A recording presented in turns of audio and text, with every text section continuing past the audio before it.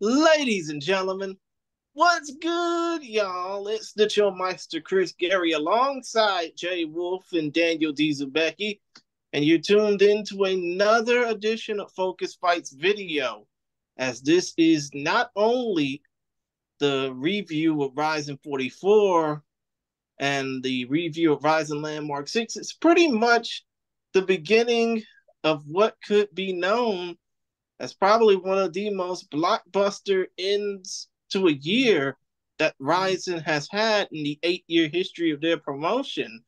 I mean, first of all, Jay, how are you doing? Because I know you're out in Southern California soaking all the sunshine. You probably got a chance to see half of the Oh yeah, people over in Ryzen at that Bellator event last night. that's right. That's right. It's another sunny day in Southern California here. Beautiful day actually, and it's great to be here. And thank you for having me on this show. I just love talking to you all about this and the Epic Rise and Superior Rule Set and all that. And also, what you said is absolutely true. All the Epic Rising people, Sakaki Bara-san, Shingo-san, they're all in San Diego right now with Scotty Cokes and Co. They were at Bellator 300 last night, so they were there. Scotty Cokes even released a tweet saying that they had dinner the night before, so they've been cooking up something good for us for this New Year's and beyond for this whole weekend. They're probably in that kitchen cooking. Chef Sakaki Bara-san and Chef Scotty Cokes cooking up something spectacular for us on New Year's Eve and beyond. And also, on this show, we're going to do a review of Ryzen 44 and Ryzen Landmark 6. And in between, Daniel Zubicki has the translation of the post-fight presser that Sakaki Bara-san gave with a bunch of fantastic information in it. So make sure you guys tune in for the whole thing because we're going to have a bunch of not breaking news, but a bunch of news and all the reviews about the fights and stuff. I see. And Daniel, how are you, sir? I know it's very late in the evening for you as we're recording this. So, I mean, I just gotta ask, did you even bother watching either of these events when it happened? I was able, fortunately, to catch both events live. Right now, there's almost half past midnight in my time zone, but we are preparing to, coming of autumn. The summer ended definitely here.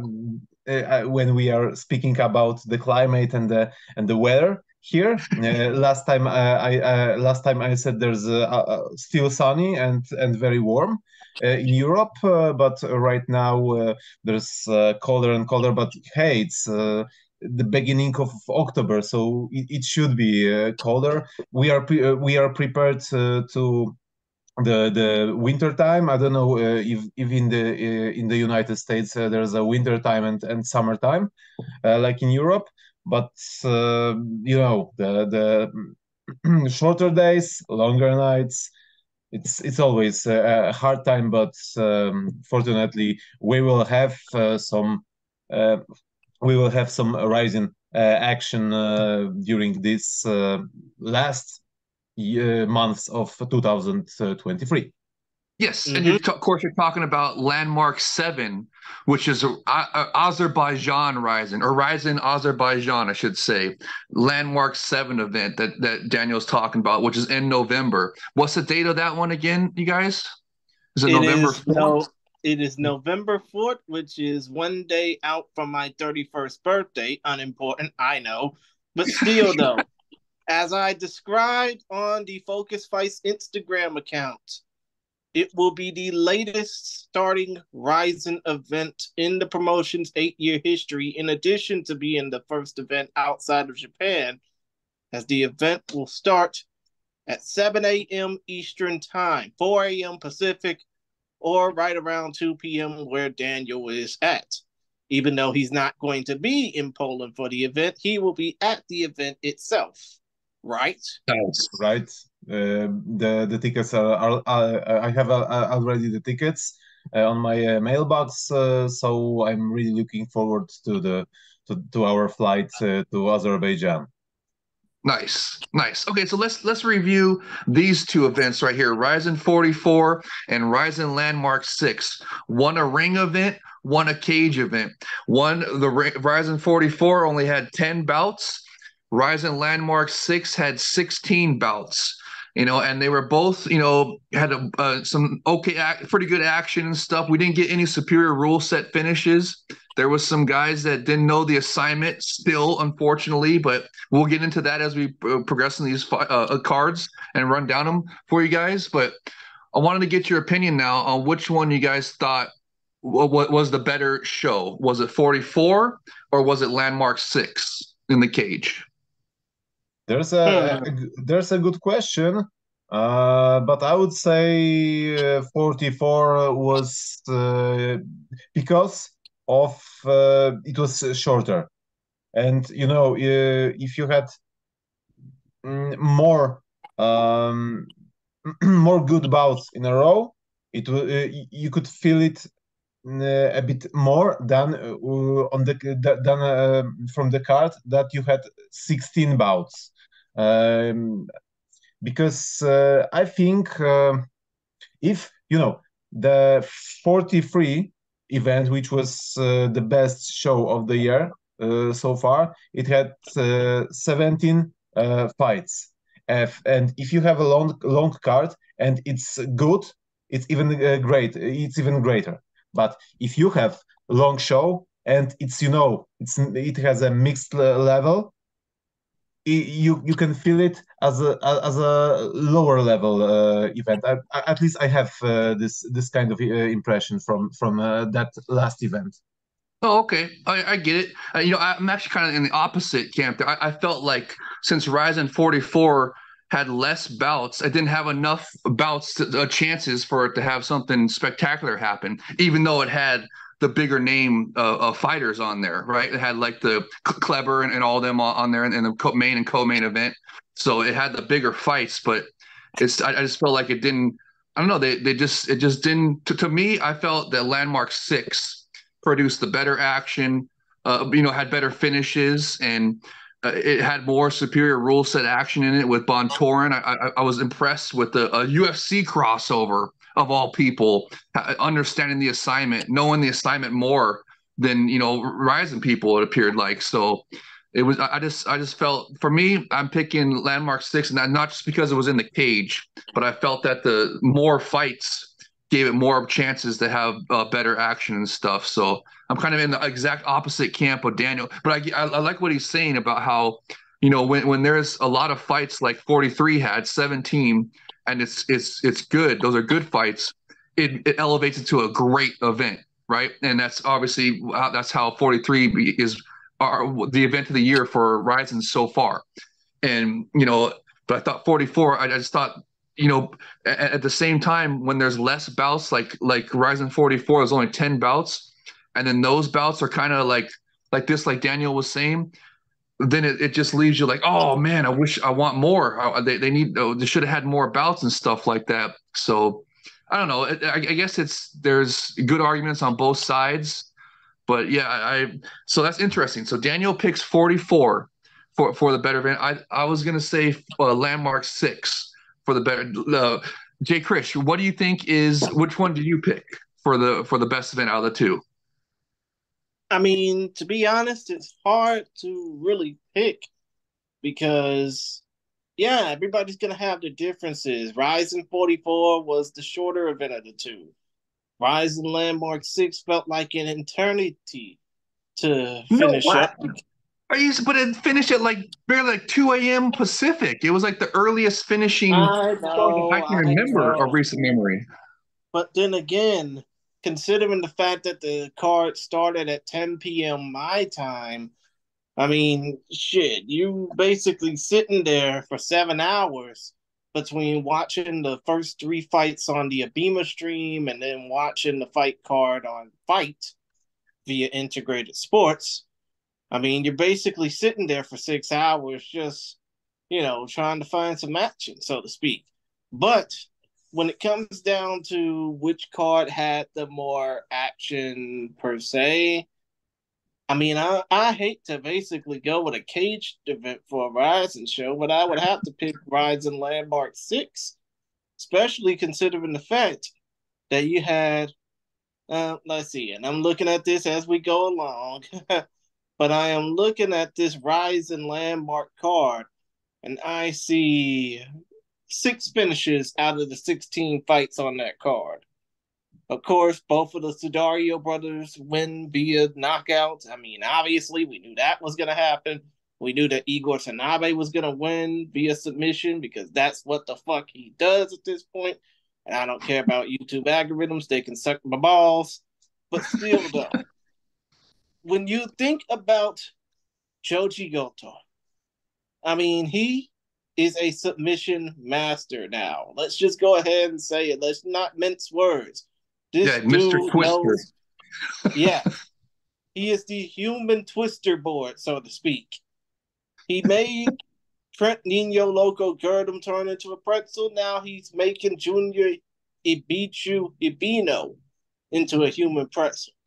I mean, this dude has skills for days. Same thing goes for Igor Tanabe, but I do think that when it comes down to the more action, Rising Landmark 6 pretty much sport the bill. Especially considering the fact that you're right, Jay. When it came down to Rising 44, there were a lot of fighters on the card, many of whom didn't know the assignment. I just think that when it came down to Rising Landmark 6, it provided a whole hell of a lot of action, especially for fighters who either didn't know the assignment or barely got it into their head. And, you know, that fight, I mean, both fight cards were fun. But again, Rising Landmark 6 provided more action. Okay, great answer. And of course, when we say know the assignment, go ahead. I will tell you this, that the show has both shows had a comparable level of competition and the action in my opinion. So it's a very close edge in my opinion. If I had to choose, I would say that the numbered event, but it's as I said before, very slight difference.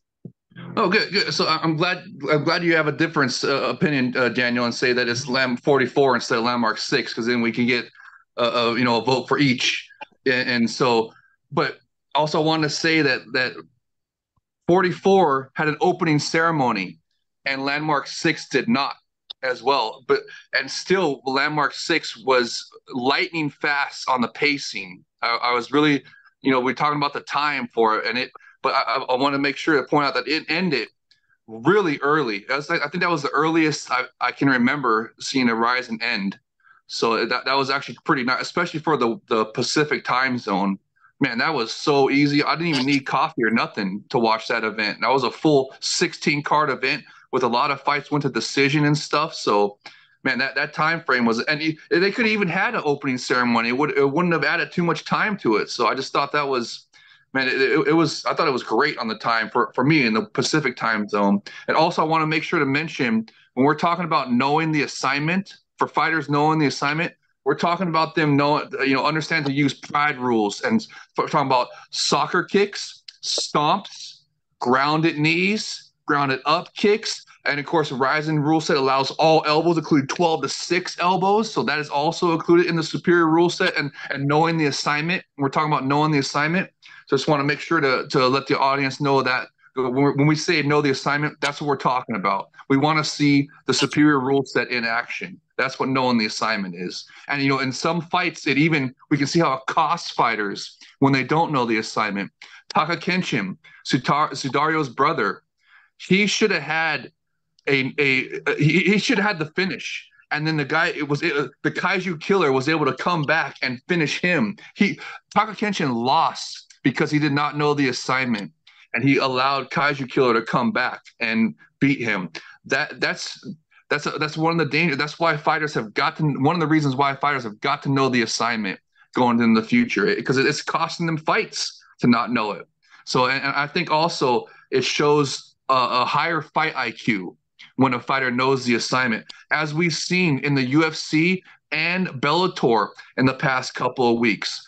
UFC had a very high profile women's title fight on ESPN, right? On a fight on a card on ESPN where it has some grounded knees in it, where one of the women was put one hand down, and in that state for a grounded fight had to be two hands down. So they were letting them get off with grounded knees in that bout with one hand down, trying to game the system, which would not even be an issue on a superior rule set.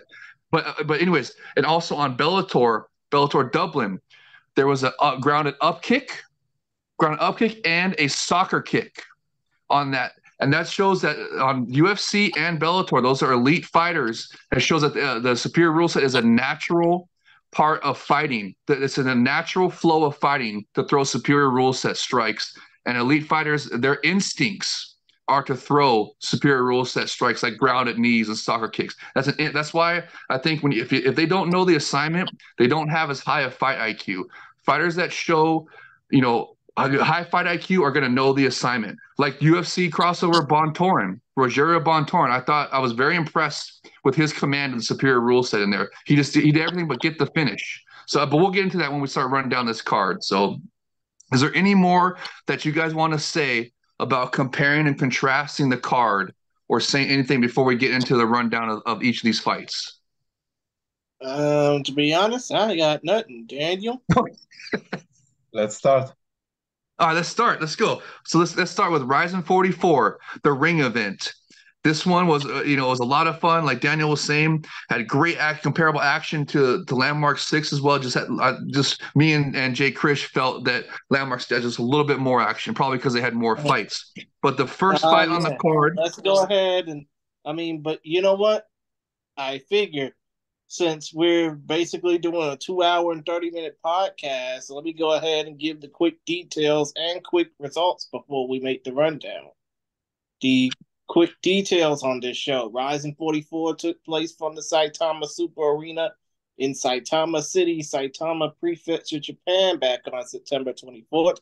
You can still get the event for $20 on Fight.tv, by the way, if you live anywhere in the United States or around the world. Quick results on this show.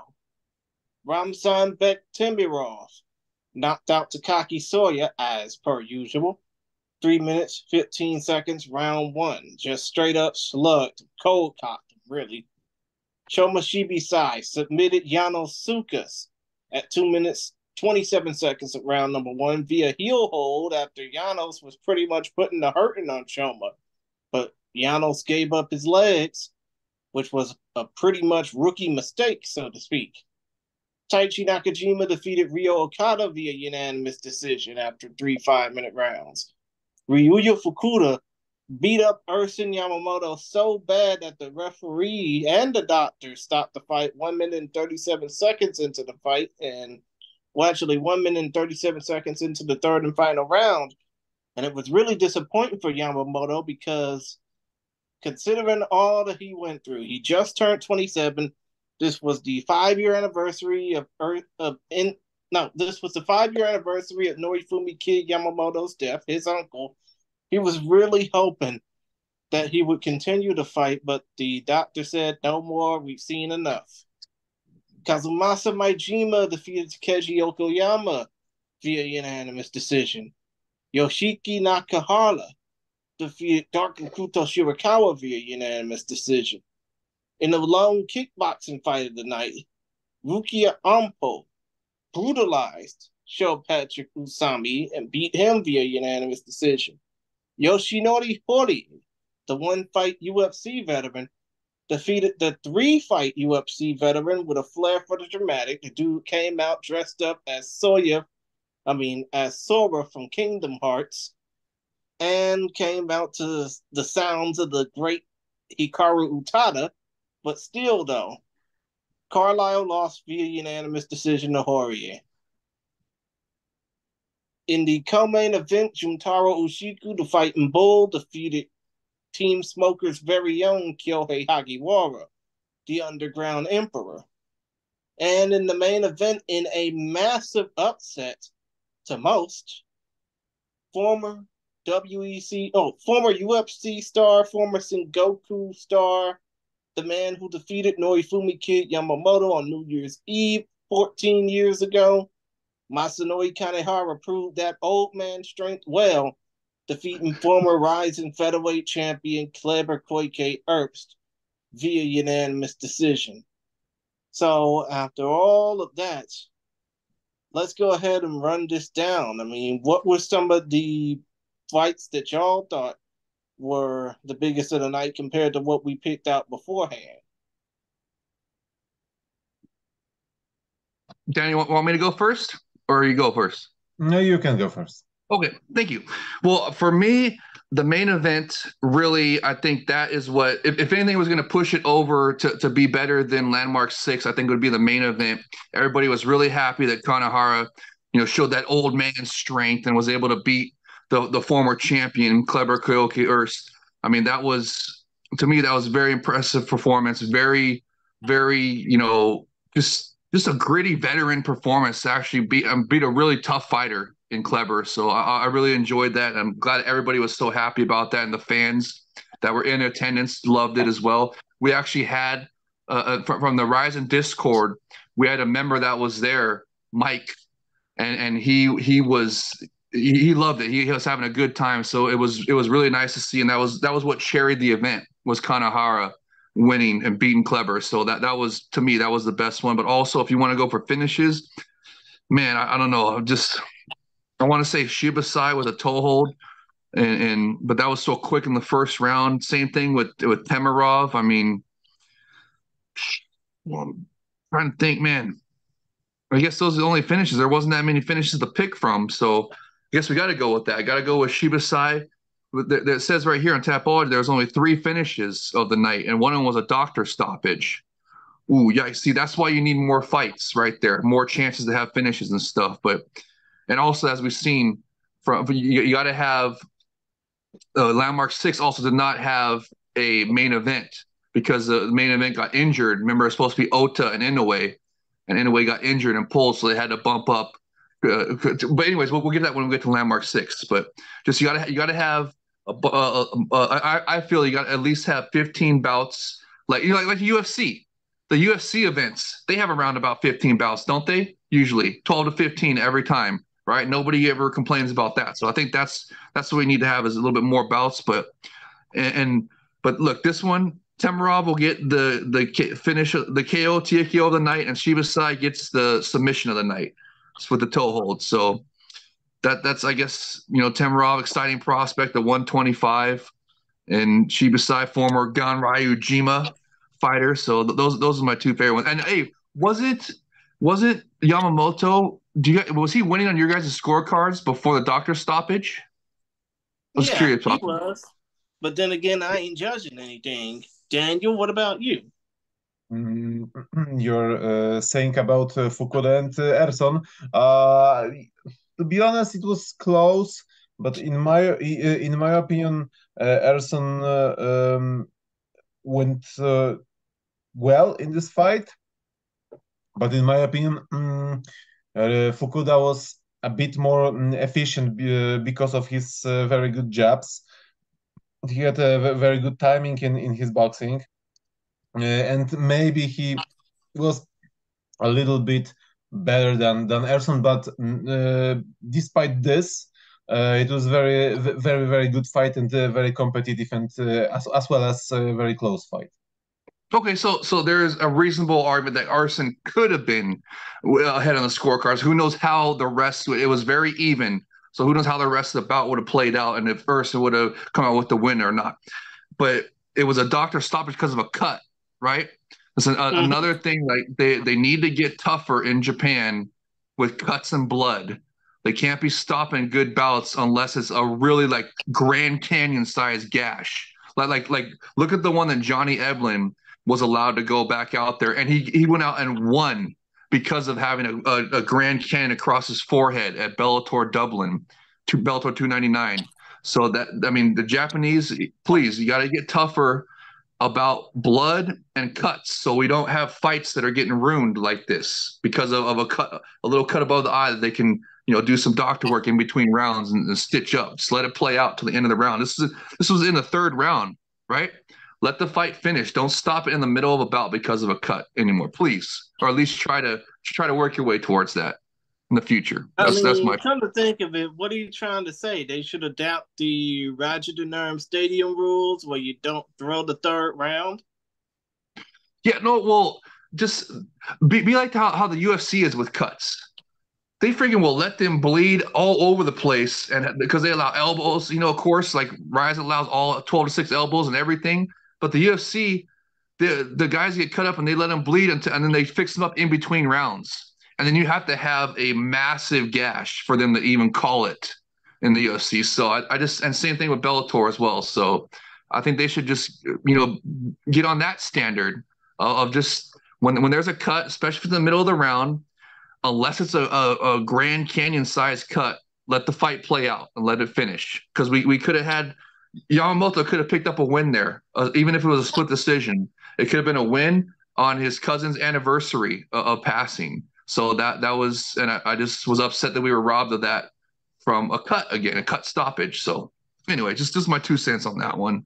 I mean, So, first of all, it's the dude's uncle that passed away. I'm Second of sorry, all, I said cousin. My bad. I guess you want to be Just Bleed guy, huh? Oh yeah, you know it. But then again, I get Mhm. what you're trying to say when it comes down to the fact that it was stopped in the third round and that fight had a cut that caused the fight to be stopped. I mean, I'm all in agreement, but then again, you have to look at it in the sense of a boxing terminology. When it comes down to the championship rounds of a fight, do you want that fight to just easily get stopped due to a cut after, I guess, would it be the 6th round in boxing? Yeah, I think it would be the 6th round in boxing. And then just let them continue to take punishment? Or would you Well, I mean, want to in face? Mm-hmm. in boxing, we've seen guys. I remember real vividly a Chocolito bout where one of his eyes was completely closed and his face was swollen and cut, and they let him go out there and finish the bout I mean, that might have been for all I know, it might have been a broken eye socket. Who knows? But they let him finish the bout. I mean, his eye, it was on a Canelo undercard, but it was really, I just remember that vividly. I could not believe that they allowed him to go out there with a huge swollen eye, completely closed. He only had one eye. They let him finish that bout.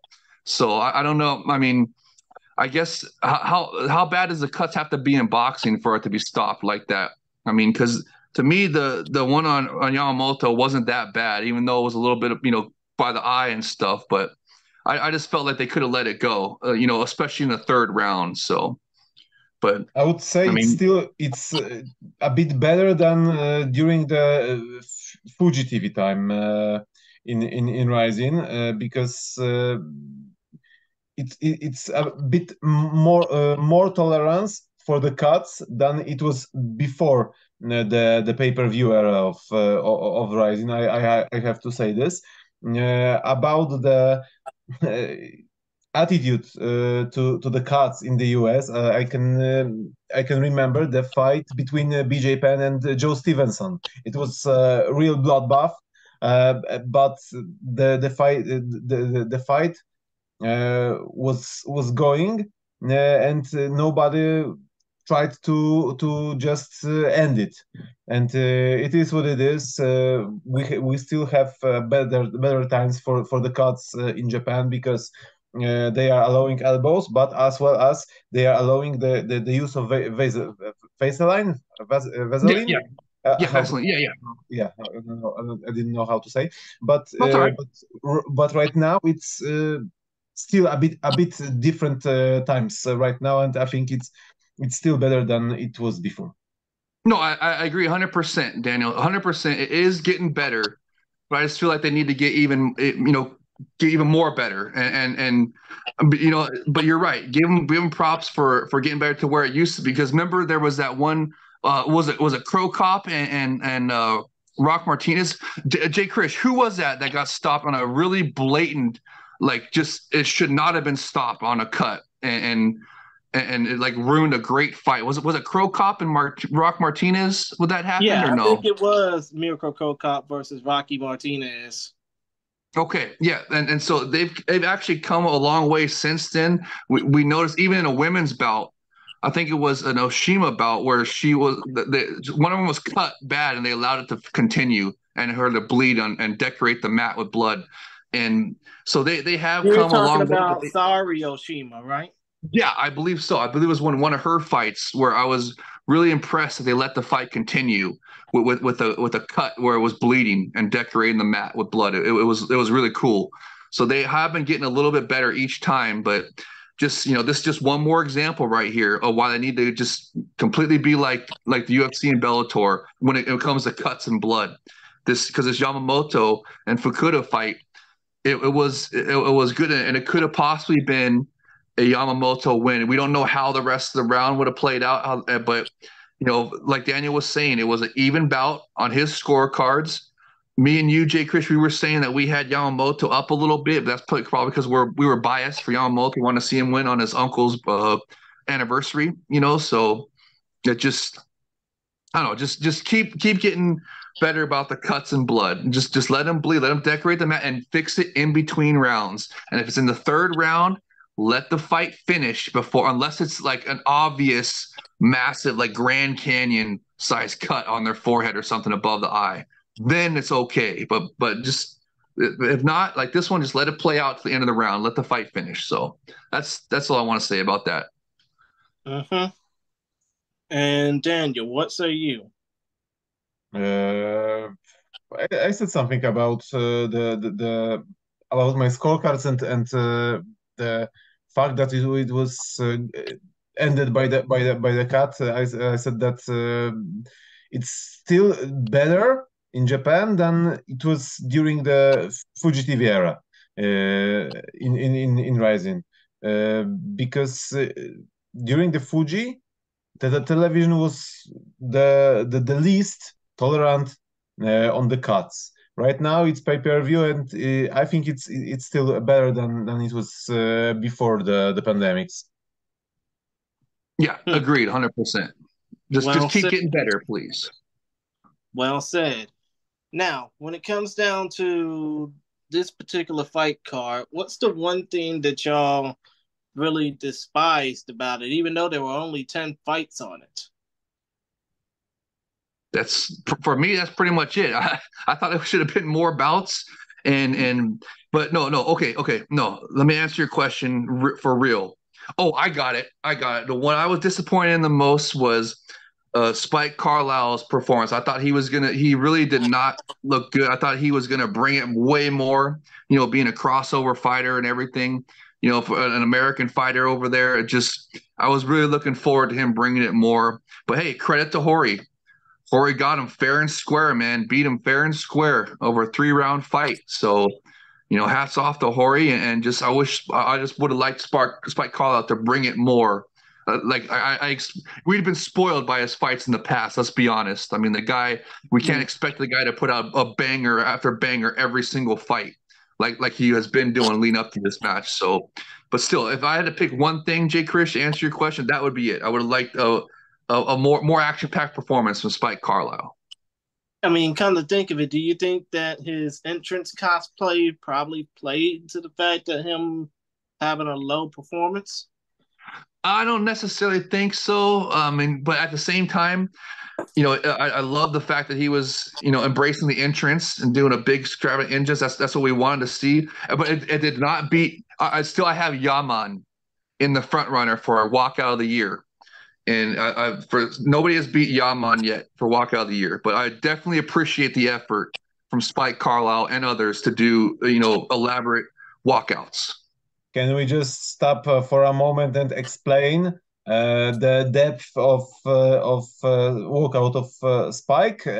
Because the visual cosplay was the one thing, but the second thing about his walkout was the music that he used for a walkout, and it was the music for that infamous video of Jorge during his financial crisis. Oh my God! Is that right? Oh, really? Maybe that lit a fire under Jorge's butt to beat him. I mean, I thought you were basically gonna bash the choice of entrance music in Hikaru Utada for a second, but really? Ozeki Jim, saw that and actually heard that. And he immediately wrote that on our Discord server, and I was impressed really, because I have to be honest, I have never seen the video of Jorge, fortunately.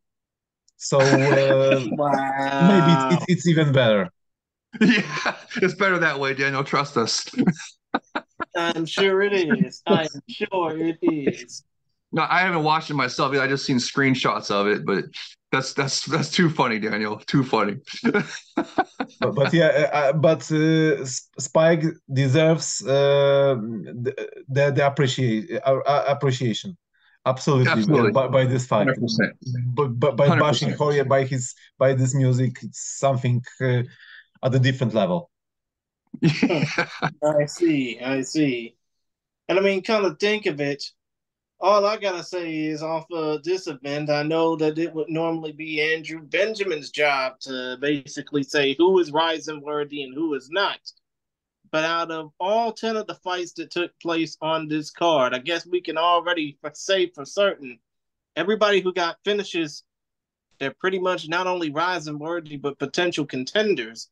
But out of the 7 decisions that happened on this card, which ones would you say would be deemed contender worthy in Rise? Good question. Daniel, you go first while I'm trying to think my way through this one. Uh, I would like to say first about my disappointments about this cut, okay?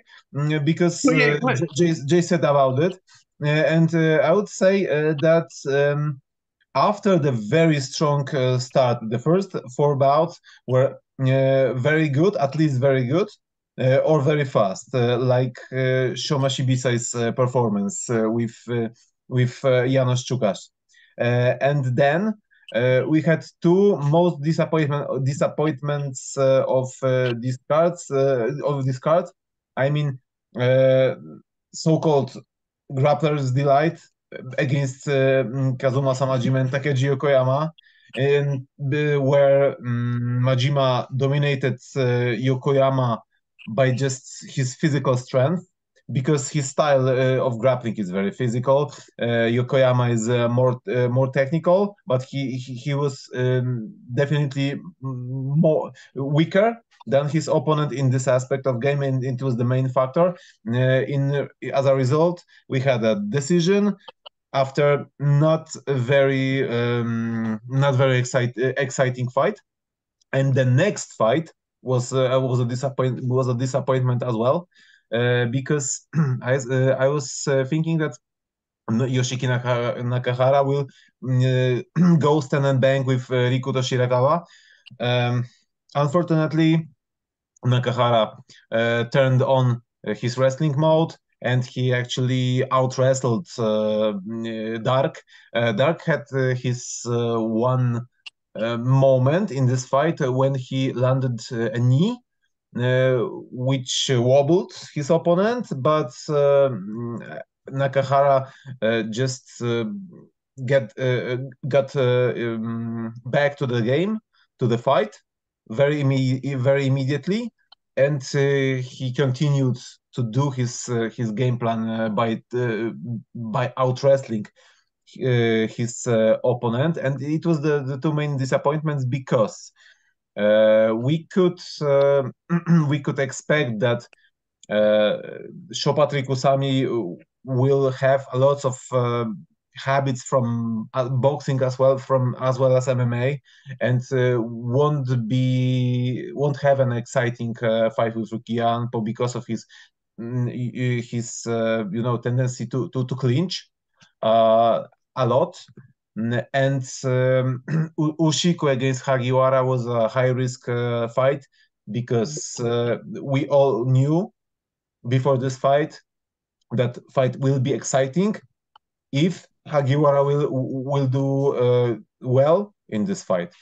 Through the first round, he was doing well, but after the break, in the second and third round, something has changed, and Ushiku out wrestled his opponent, and it was not very exciting. Hagiwara couldn't do a thing during the last 10 minutes of the fight of this fight, so it was kind of expected. So I would say the two fights in the middle of the card, Majima Yokoyama and Nakahara and Shirakawa, were the two fights that disappointed me the most.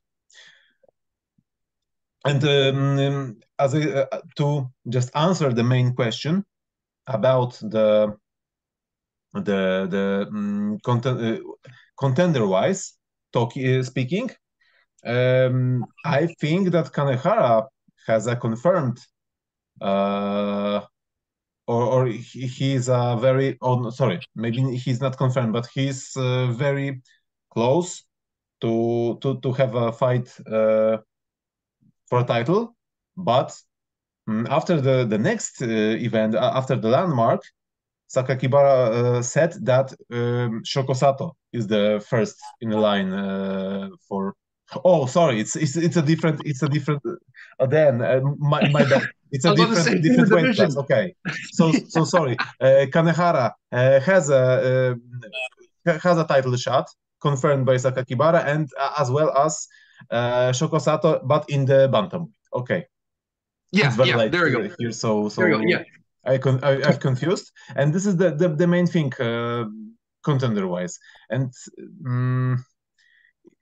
I would say that Temirov after his very impressive fight with Soya, I'm very sad about Soya's result, but I wouldn't say that Temirov will deserve a title shot because we don't know the plans of Sakakibara at least officially about the potential title shots in the flyweight division. We know that he wants to do the rematch between Horiguchi and Shinryu on New Year's Eve, but we will have an occasion to talk about it later.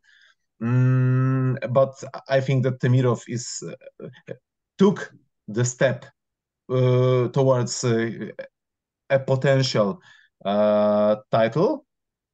And I think that's all, because okay, Ryuya Fukuda has his second fight in Rising, but he won the deep flyweight Grand Prix, and I think he will go up in the internal rankings. And in my opinion, that's all. If we are speaking about, potential virtual rankings and title stuff. Nice. I agree with your picks. Kanehara, absolutely. Obviously Sakakibara-san said he's next for the title after beating Kleber like that, and of course Temirov, emerging flyweight contender, obviously youngster, a young gun like him, still in his 20s, exciting young flyweight, 17-2. Sky's the limit for him. You know which one I'm going to pick though? I'm going to pick Hori. I'm going to pick Yoshinari Hori for beating Spike Carlyle. I think that proves right there. I mean, Spike Carlyle, we already know he's a really tough fighter to put out, and Hori beat him fair and square. So I think that establishes Hori as, obviously rising worthy and to be put into some more high profile fights off of that win. But we have to make an important question about Horia, if it was one-off for him in the lightweight division, or if he will be back in the featherweight, or if he will stay in the 71 kilo division. We don't know yet about it.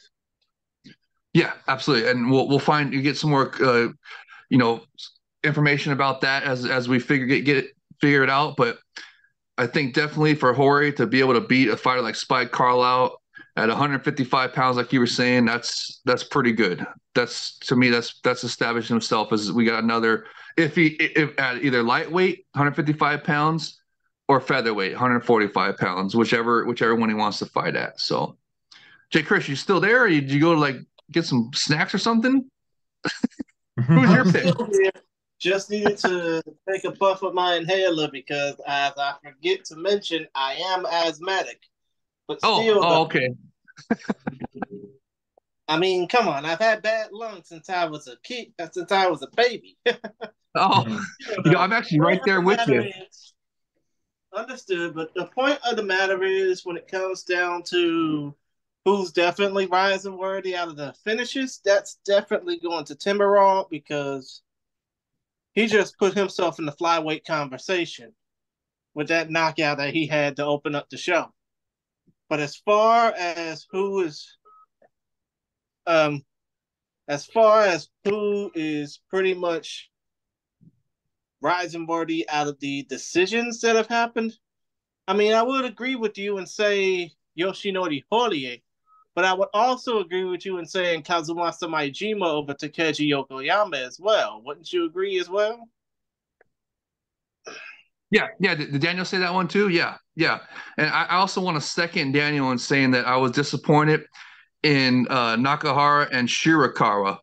Because remember, we going into this in the preview show, we had pointed out how both of those guys knew the assignment, and we're supposed to, they had soccer kick finishes, so we just expected more from them. So if that was part of the question, was which one was disappointing, that was also a disappointment as well.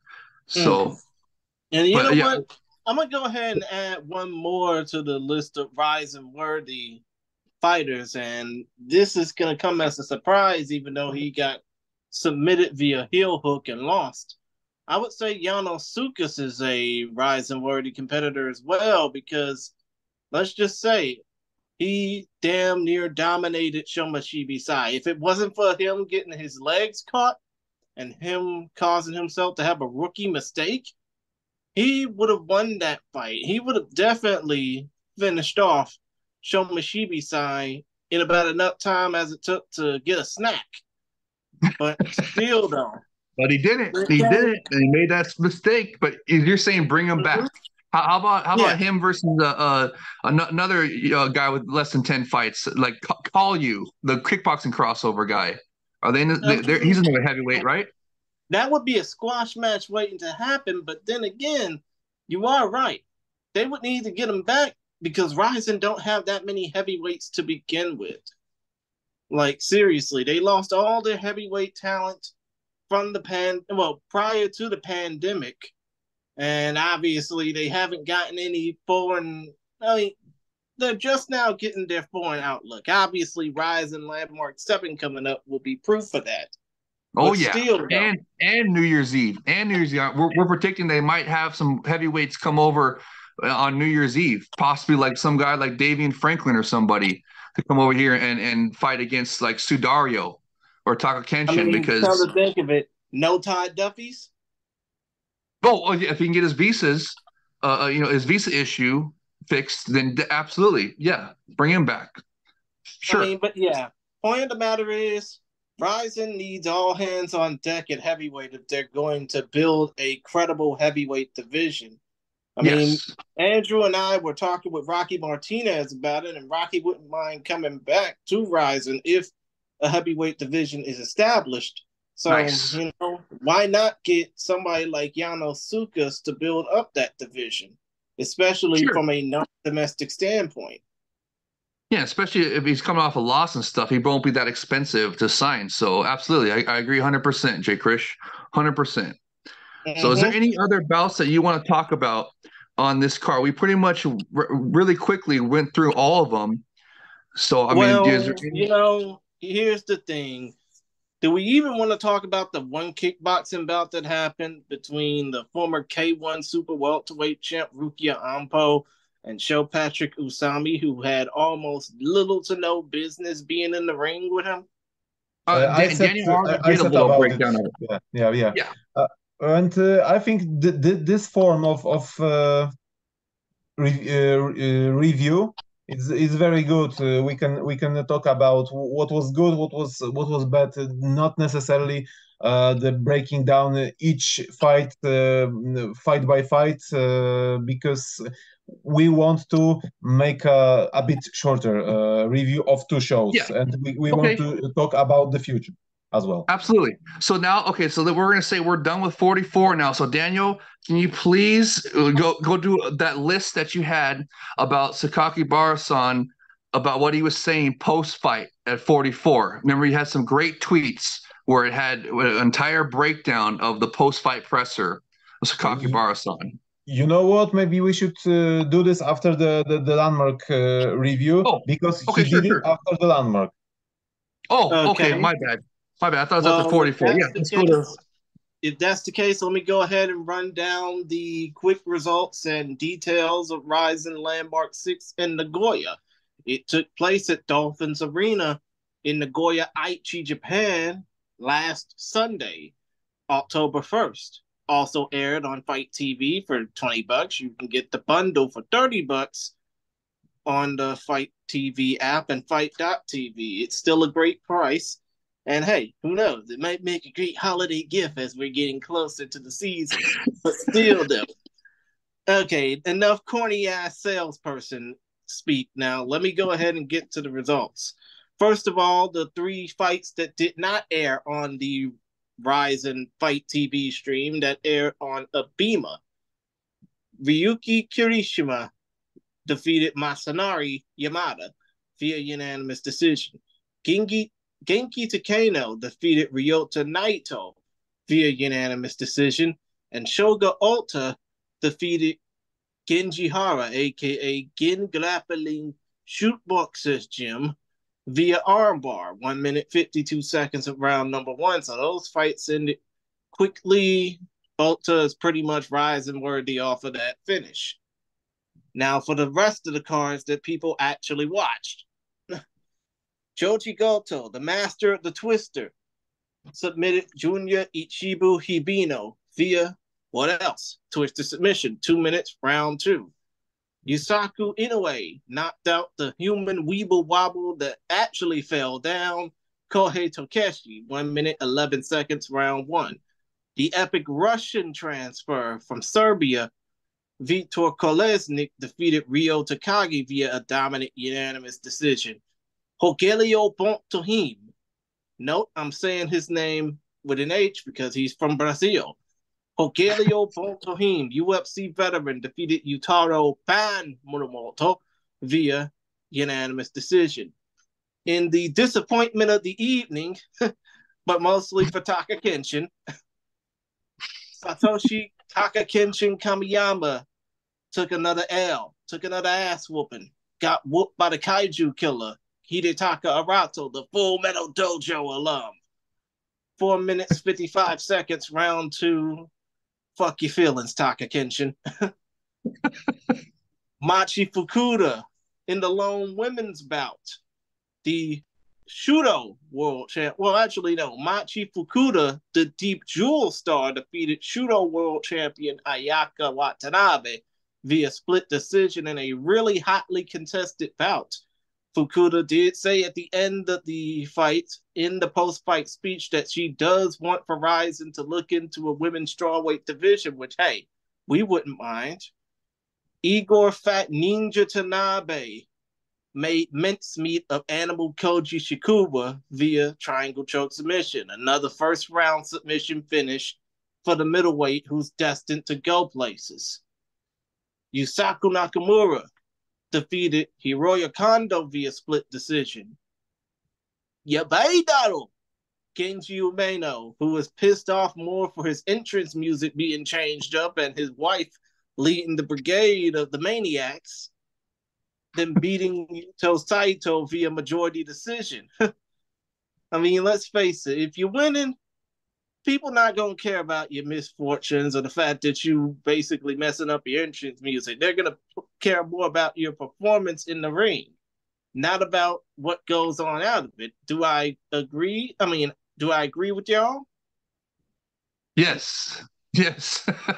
Performance in the ring always counts the most. Exactly. Now, let me go ahead and continue. In a hotly contested flyweight matchup that really felt like one fighter was getting screwed over, Yuki Ito defeated Top Noi Kiram Lucky Left via split decision. In a fight where a Sudario brother actually did some good work, Tsuyoshi Sudario beat an overmatched opponent in Dong Quan Lim via TKO, 2 minutes, 10 seconds. Sudario wants, 2 minutes, 10 seconds, round 3. Sudario wants Dong Quan Lim to go fight as a middleweight, more so as a heavyweight, even though that's basically saying less, because if Don Quan Lim were to go back down the middleweight and face off against somebody like Igor Tanabe, he would get his leg snapped too. In the co-main event, in another shocking not really a shocking upset, more like experience beating youth in this case, Masamisu Shoko Sato defeated Shinobu Ota, the 2016 Olympic silver medalist, via split decision. And in the main event, in a battle of Banzai Jiu-Jitsu taking over against the old guard, Alan Yoshihiro Yamaniha defeated the human octopus, Little Volkan Hideo Tokoro, via unanimous decision. So now that I basically dried my throat out of reading all these results, I mean, let's go ahead and run down the ones that we actually thought were cool and the ones that we thought sucked. All right. First of all, let's ignore the prelim matches because, like I said, the only fighter that made any interest was Shogo Sato, and he did win that fight, that late prelim via armbar submission, so he automatically gets a free pass to another Rising show. But it's like I said at the beginning, Joji Goto is a master of the twister. Who do y'all see who do y'all see competing against him down the line? I mean, do y'all see him getting into the title picture because of this? I think he's already there. Back-to-back twisters? Come on, you got to give the guy a high-profile fight next and get him in that title picture as soon as possible. I mean, pick which one you want to pick for submission of the year candidate.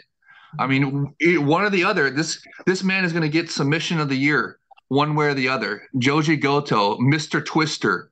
I mean, nobody else in the history of mixed martial arts has gotten back-to-back twisters, and this is just absolutely incredible. So I'm really high on this kid. That was a phenomenal performance, and he's in one of the Epic Rising's premier divisions too, which is bantamweight.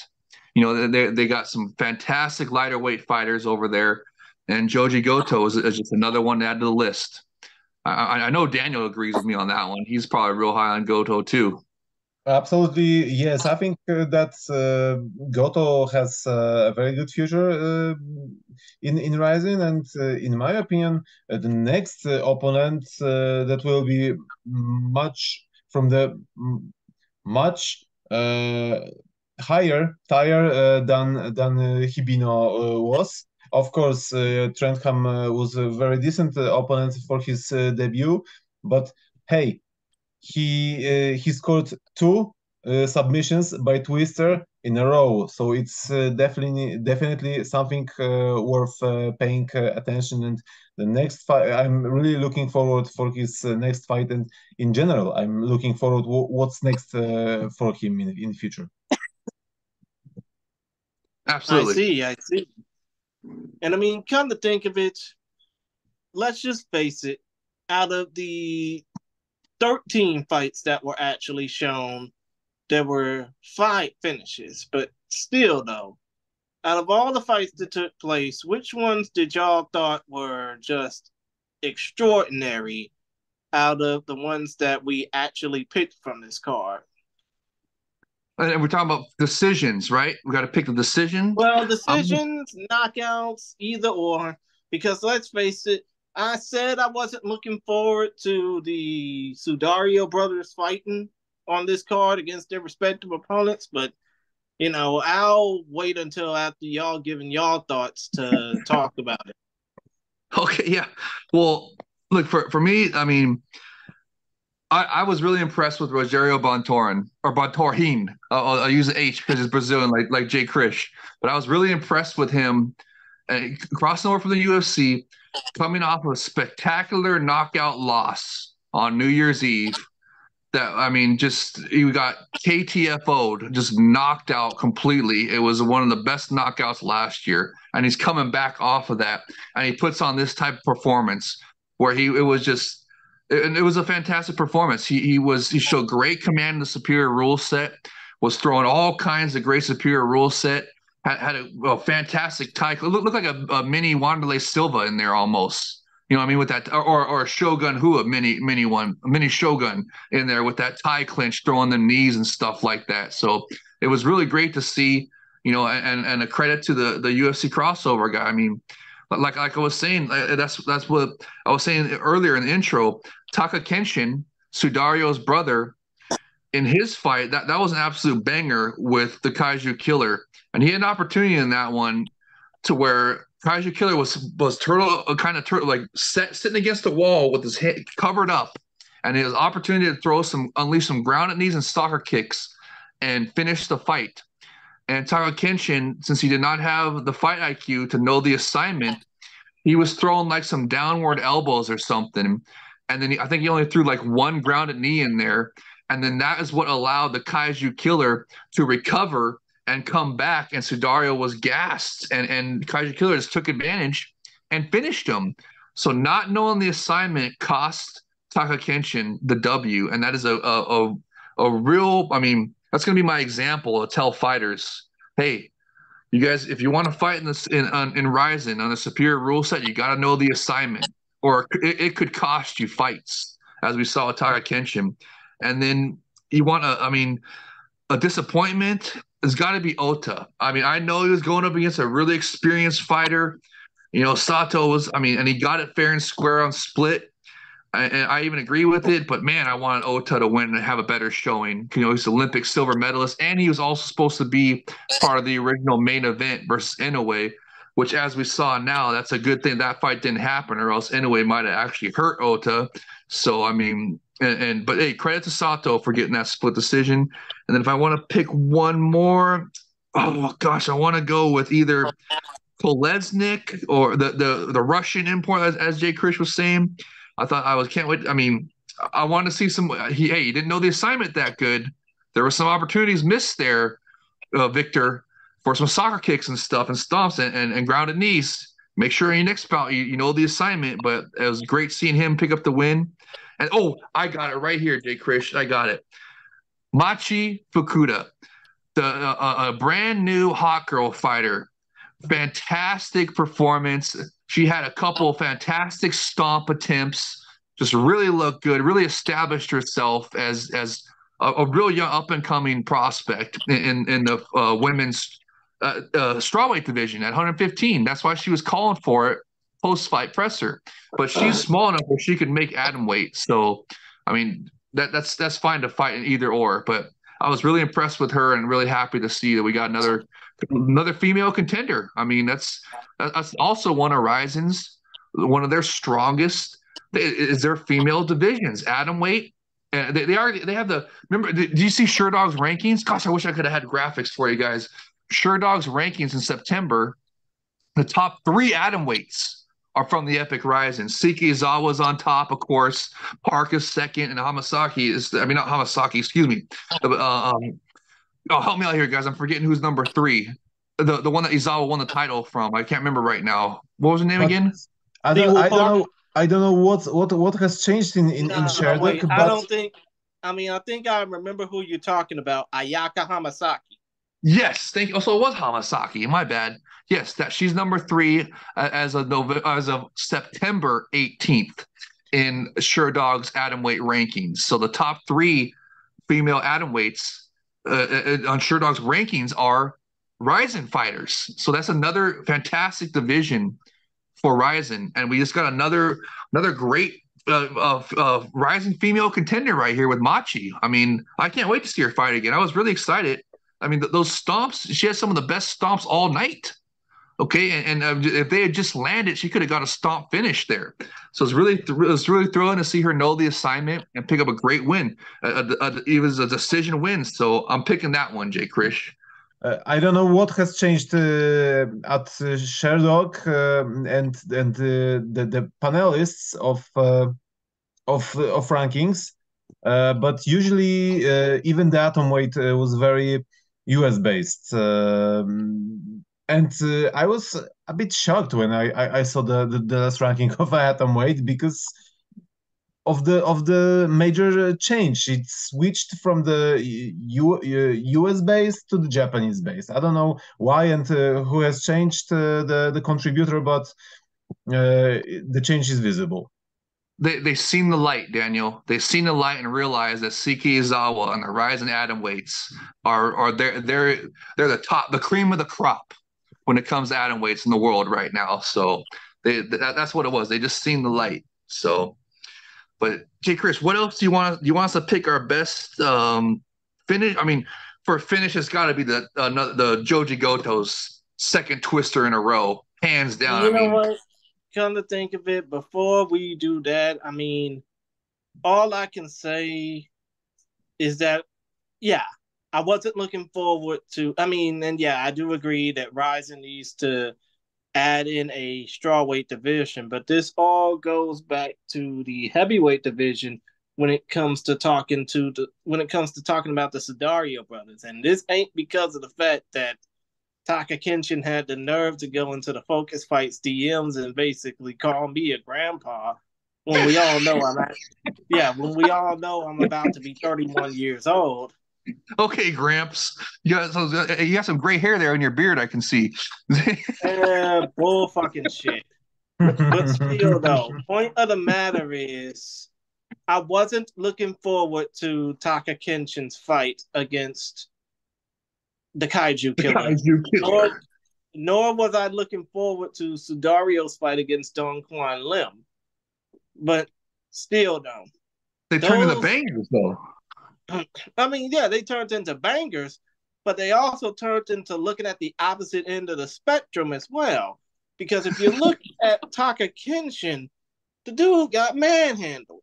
The dude basically, I mean, yeah, he tried to dominate Arato. He tried to stumble him, but he couldn't fight his way out of a wet paper bag. He's getting his ass whooped left, right, and center. The dude just keeps taking L's like crazy. Well, you know what it is?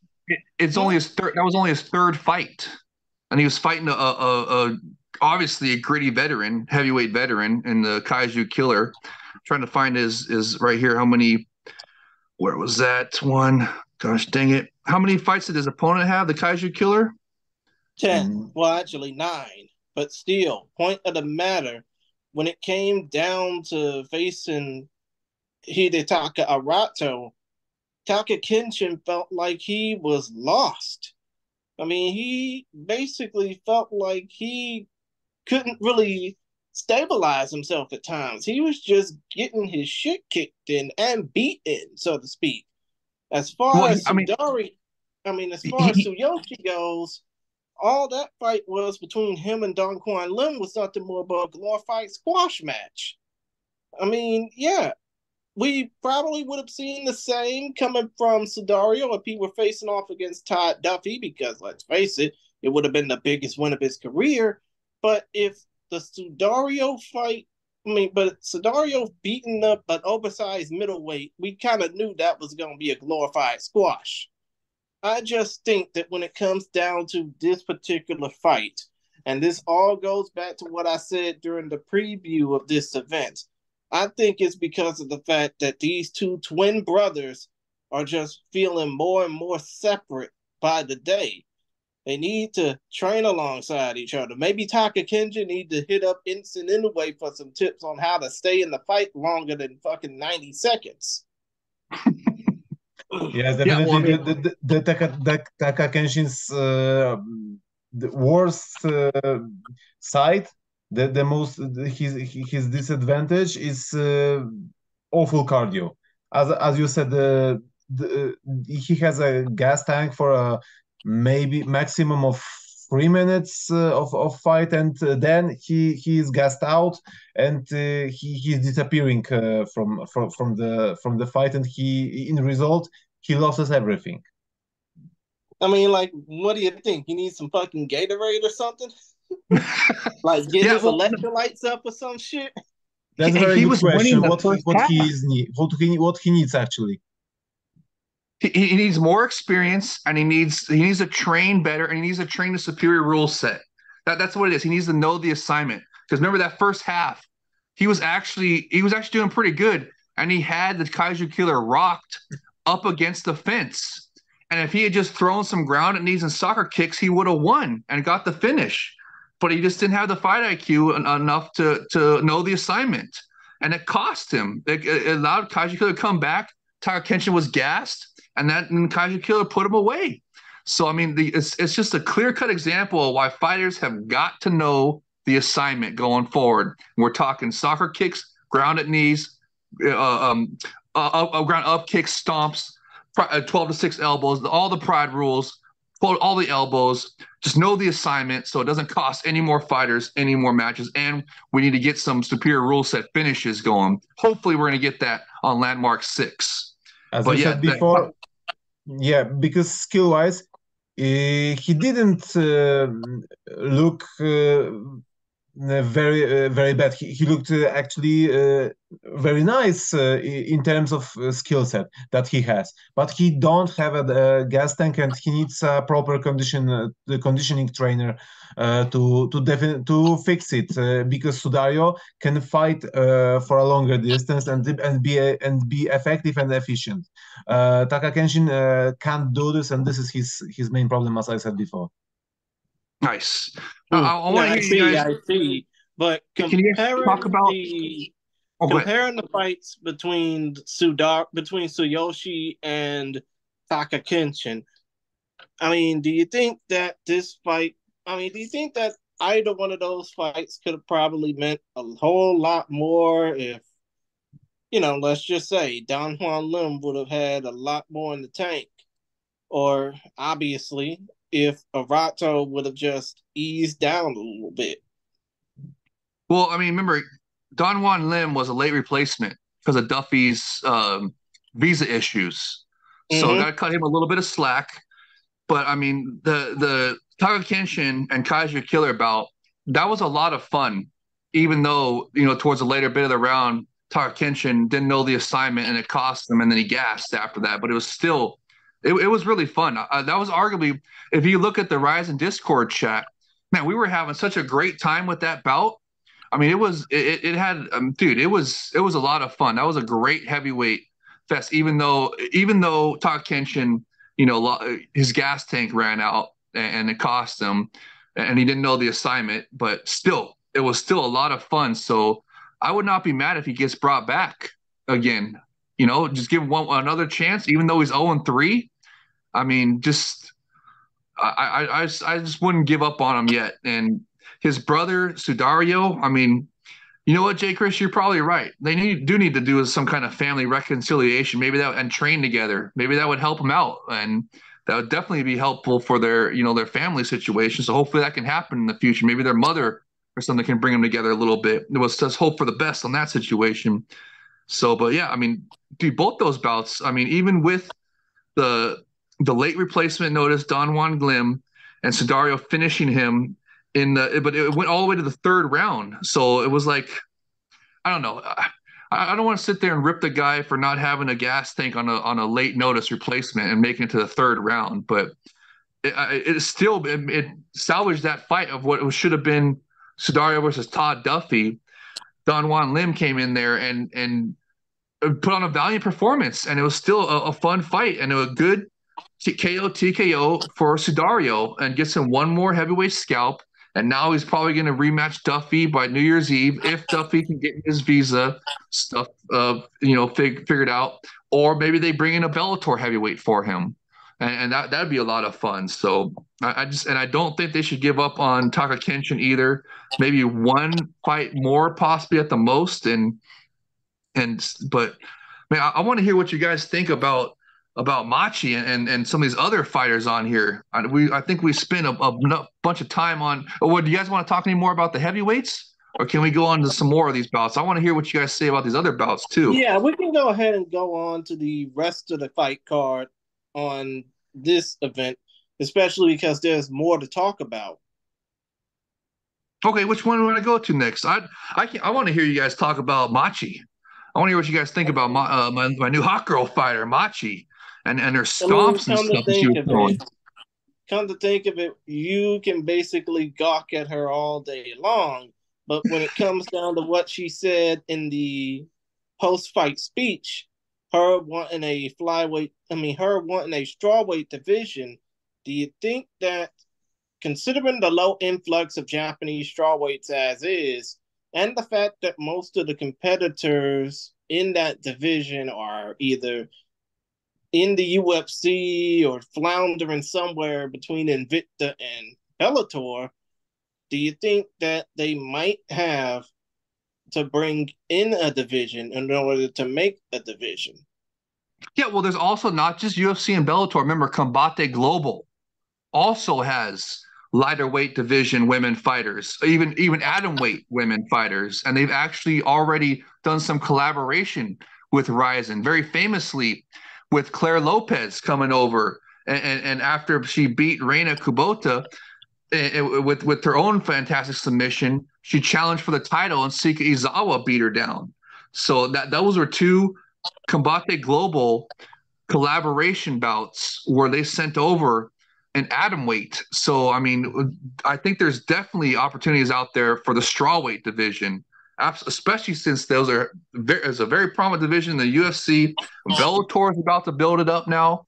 I mean, absolutely. I think they should absolutely make a 115-pound division. That would give the bigger atom weight girls as well, like Machi, an ability to move up and fight in the strawweight division, 115 pounds. So I hope they do. And there is women out there. There's like I was saying, it's not just UFC and Bellator. There's Combate Global, and there's some other ones out there as well. And in Poland, I think there is. Isn't there, Daniel? Isn't there some 115 pounders in Poland? There are some fighters from that division, but actually, I would like to say that Bellator doesn't have a well-established and deep strawweight division as well. Their most deep division in the women's from the women's division is flyweight basically. Yeah, 125. Yeah. Yeah. Yes, 125. But they do a couple 115 bouts here and there, and they're talking about adding that division as well. So that's what we're talking about with Bellator. But to be honest, in my opinion, it would be better than both Ayaka Watanabe and Machi could go down to the super atom weight to the 49 kilos, and it would be much more competitive, and it would be better way for them in my opinion, because if they would like to someday, for example, go to the UFC, they should be outsized as well, because usually the Asian and Japanese basically strawweights are could cut to the lower weight class. Even Charlie Jewett, that well known from our Discord and his own podcast with Shuhirata, wrote that they can move to the super atom weight.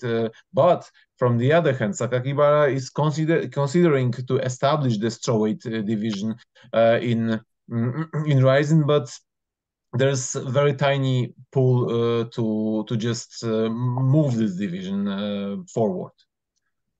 Yeah, and also since you were talking about the UFC, Daniel, we got to mention about how Kanako Murato just got robbed this past weekend in a UFC strawweight bout.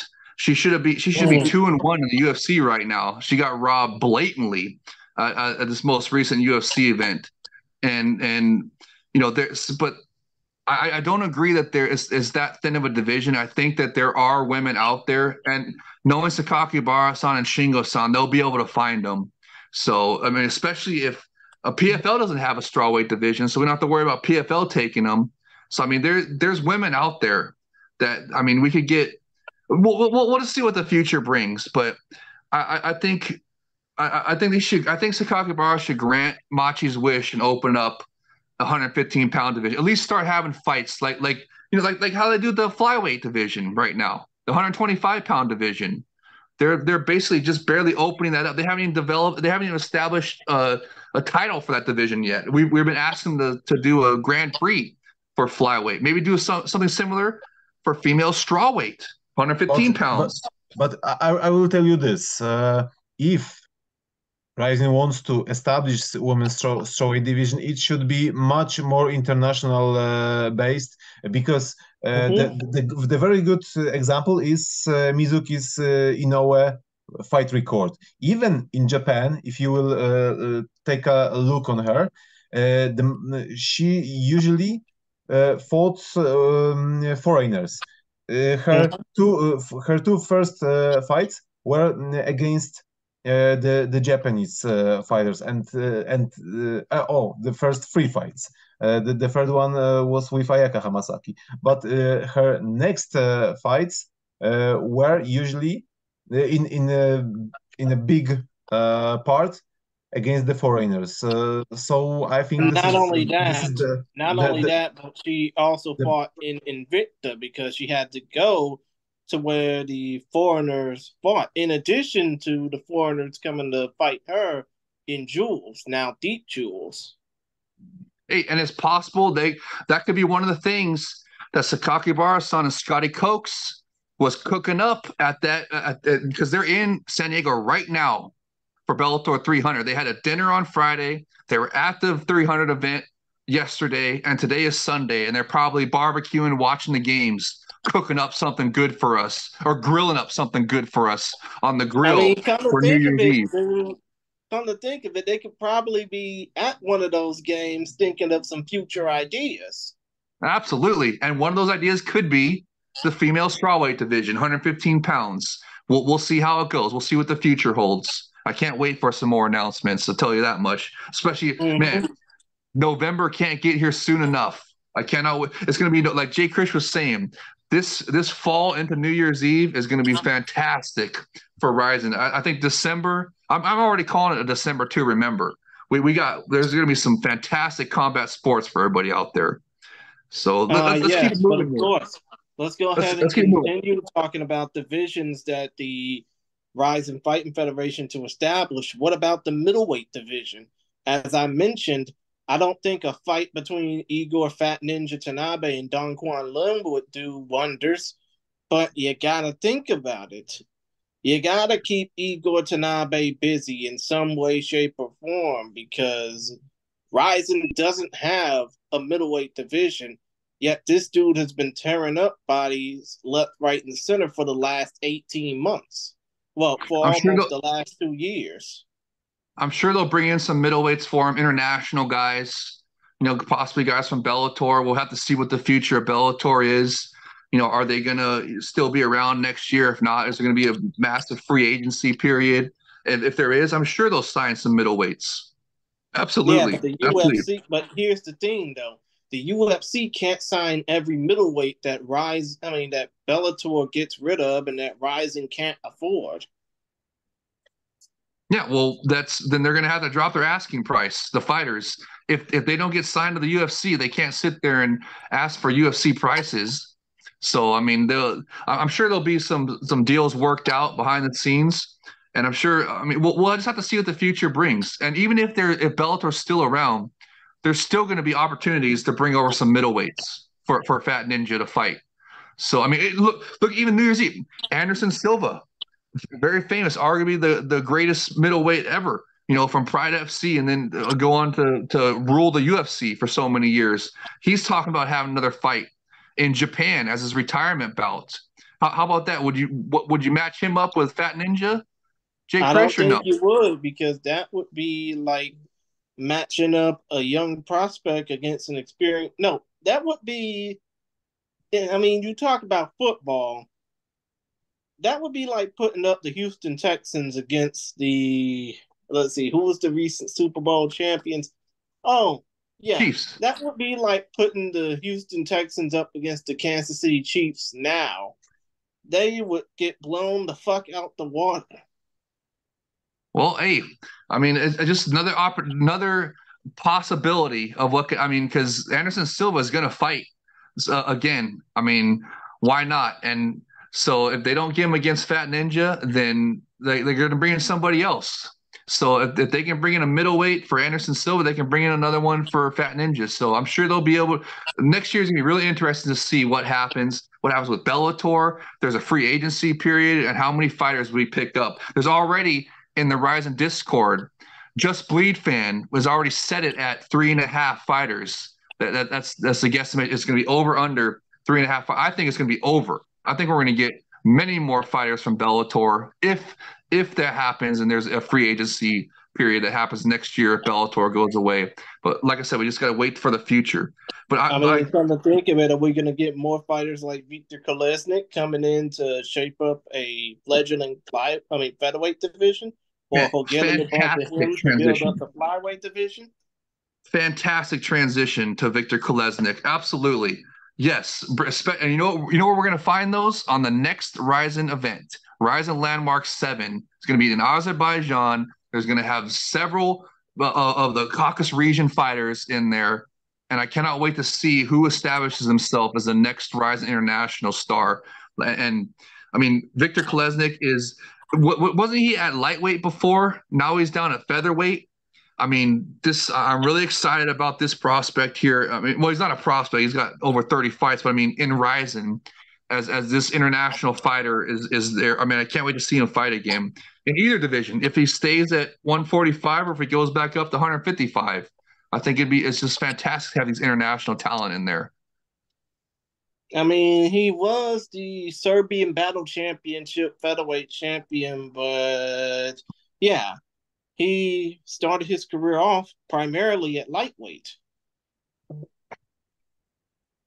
Yeah, and so I mean, there's two divisions right there that he could fight in Ryzen. So, I mean, because those are some of their best divisions. So from 155 on down, Ryzen's got excellent fighters.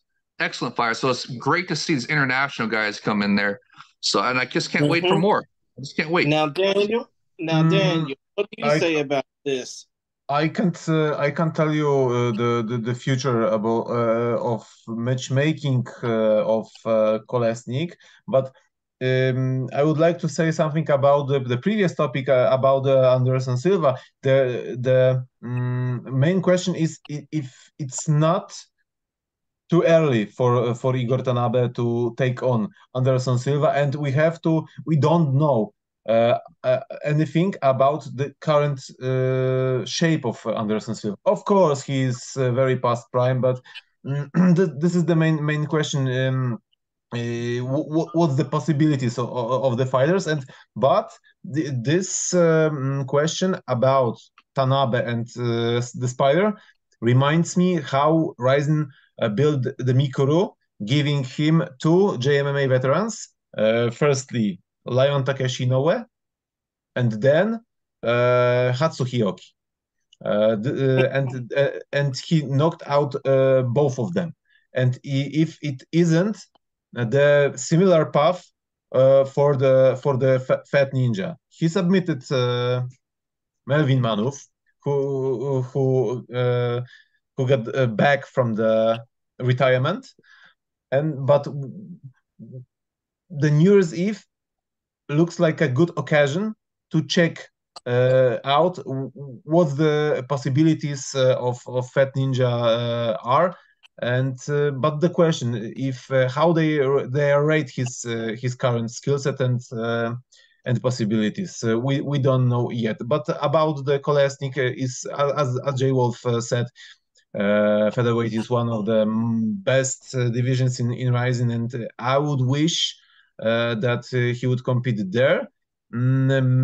Lightweight seems to be a little bit stagnant right now, but this is the best thing about Viktor Kolesnik. He can compete and be competitive in the both of the divisions. Nice. Now, let's keep it rolling here. I want to go to Rogerio Bontorin now, or Bontorin. for Jay Krish. I want to Bontorin. get to him now. I want to hear what you guys' thoughts on him. He was my most impressive fighter of the night. I just really enjoyed his command of the superior rule set. He showed he knew the assignment. He did everything except get the finish. So I just can't wait to hear you guys talk about him. First and foremost, he was back in his main weight class in the flyweight, and it was visible definitely. But in my opinion, it was something like a pleasant surprise.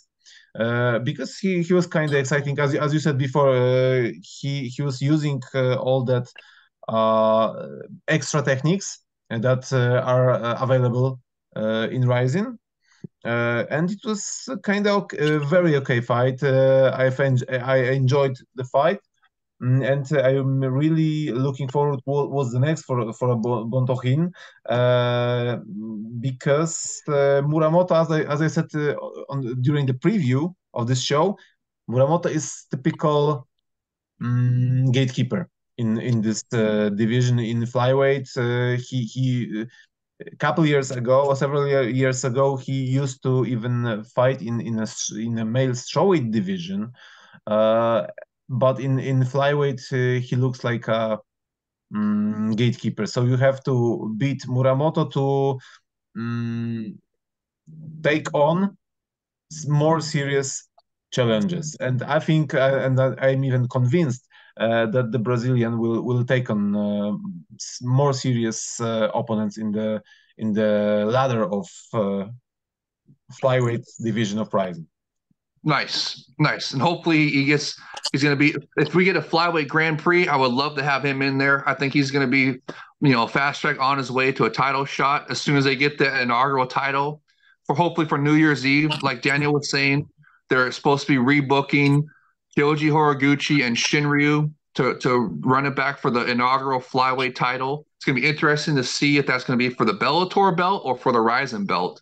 So I can't wait to see how that one plays out. For the Ryzen belt, I mean, it would be weird seeing a Ryzen. If it weren't for the Bellator belt, it would be weird seeing a Bellator title being defended in another promotion.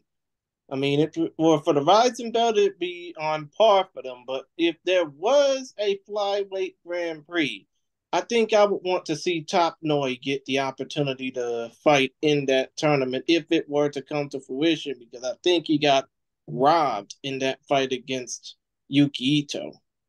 Okay. He made more impact in my opinion, but in general speaking, it was not very exciting fight. Very I would say tactical and technical fight, and you had to just be focused during all the time that of the fight. True. Very specific kind of fight, and nobody wanted to just go forward. They were very patient, very tactical fight, and everyone was observing. They were observing each other during the fight. So it was, as I said before, very specific kind of bout. Agreed. Nicely put. Jay Krish, you didn't give us your opinion on Bontorin, though. Do you want to see him against, say, like John Dodson? Come on. Rogelio Bontorin, I mean, come to think of it, I don't really see him as a top contender yet. Really? Wow. I do think that he would hold his own against somebody like Makoto Shinryu or even John Dodson. Okay, I think he would hold his own against those guys, but I don't think that he would be considered a top contender quite yet. Even with all his UFC wins, he's got more than one UFC win, don't he? I mean, I know, and let me go ahead and check. I mean, let me see. He had I'm pretty sure he does.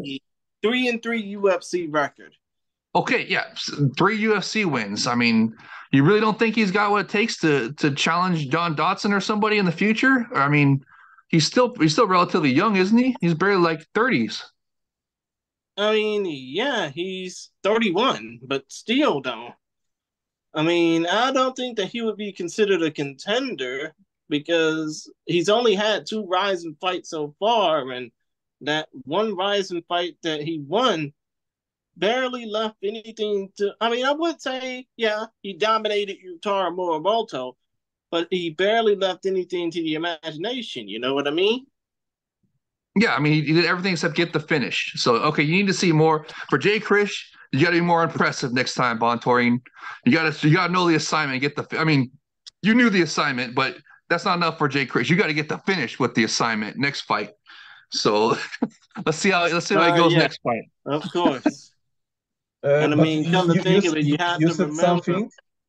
You said something about potential Horiguchi and Shinryu fight, and the question is, mm, it's never. It's even not the question. They couldn't fight for a Bellator title on the ring, basically. If there will be a numbered event, and I'm sure that the New Year's Eve there will be a numbered event, and on the ring, they basically won't fight for a Bellator title if the fight will happen on the New Year's Eve. So it'll be for Daniel's prediction is going to be for the Ryzen title on the New I Year's think Eve. so. That'd be fine. That'd be fantastic as well. So will Kyoji be representing Bellator, and then Shinryu will be representing Ryzen? It'll be a another Bellator times Ryzen fight. You think? Might be.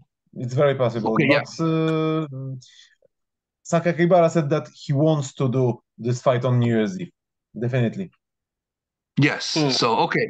So that's definitely one to look forward to. And Daniel's saying it's going to be for the Ryzen belt, the Ryzen inaugural 125-pound belt, which makes even more interest. That means we'll get that if no matter who wins, they run it back in Bellator first quarter next year. So we'll see, or if they're even going to if the Bellator's going to stay around or not. If they're not going to stay around, they're just going to have the flyweights be in Ryzen and not even going to open a flyweight division in Bellator. It all depends on if Bellator is going to stay around or not. So there's a bunch of unanswered questions, but it's going to be interesting to see how it plays out. I see. And also about Bontohim, the dudes had weight issues when it came down to fighting in big fights. I mean, he had a weight issue in Pancrase against Takeshi Kasugai. He had a weight issue in the UFC against Matt Dangersnell. So, it all depends on if the dude can actually make weight. That's Which he all did I this got. time.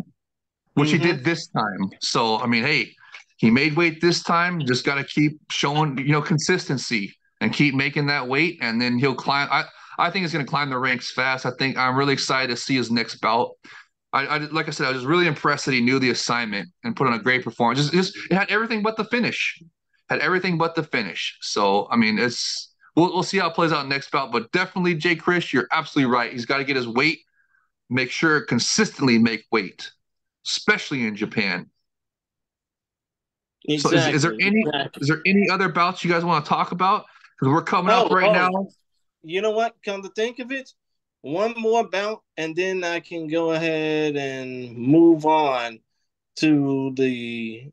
I mean, actually, no. Let's make it two. First of all, what are your thoughts about Alan Yoshihiro Yamaniha defeating Hideo Tokoro? I would say that he had an exciting fight, but thanks to Tokoro. Tokoro always brings an action.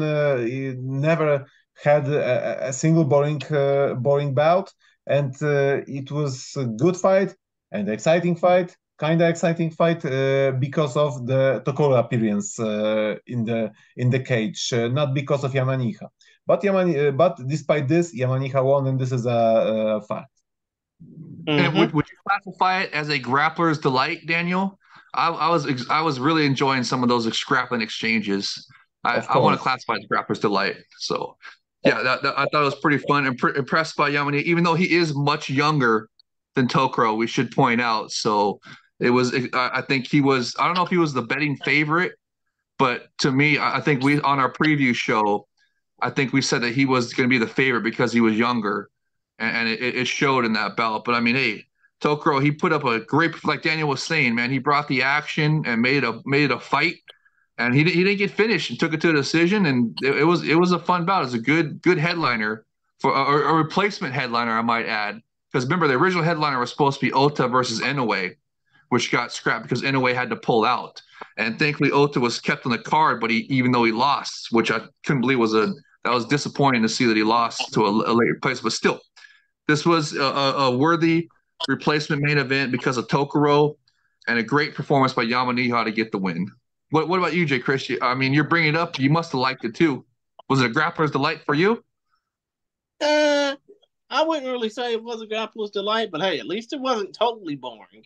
Yeah. I need a more superior rule set for Jay Chris. You see some stomps to get out of the armbar. The best armbar defense is stomps to the face.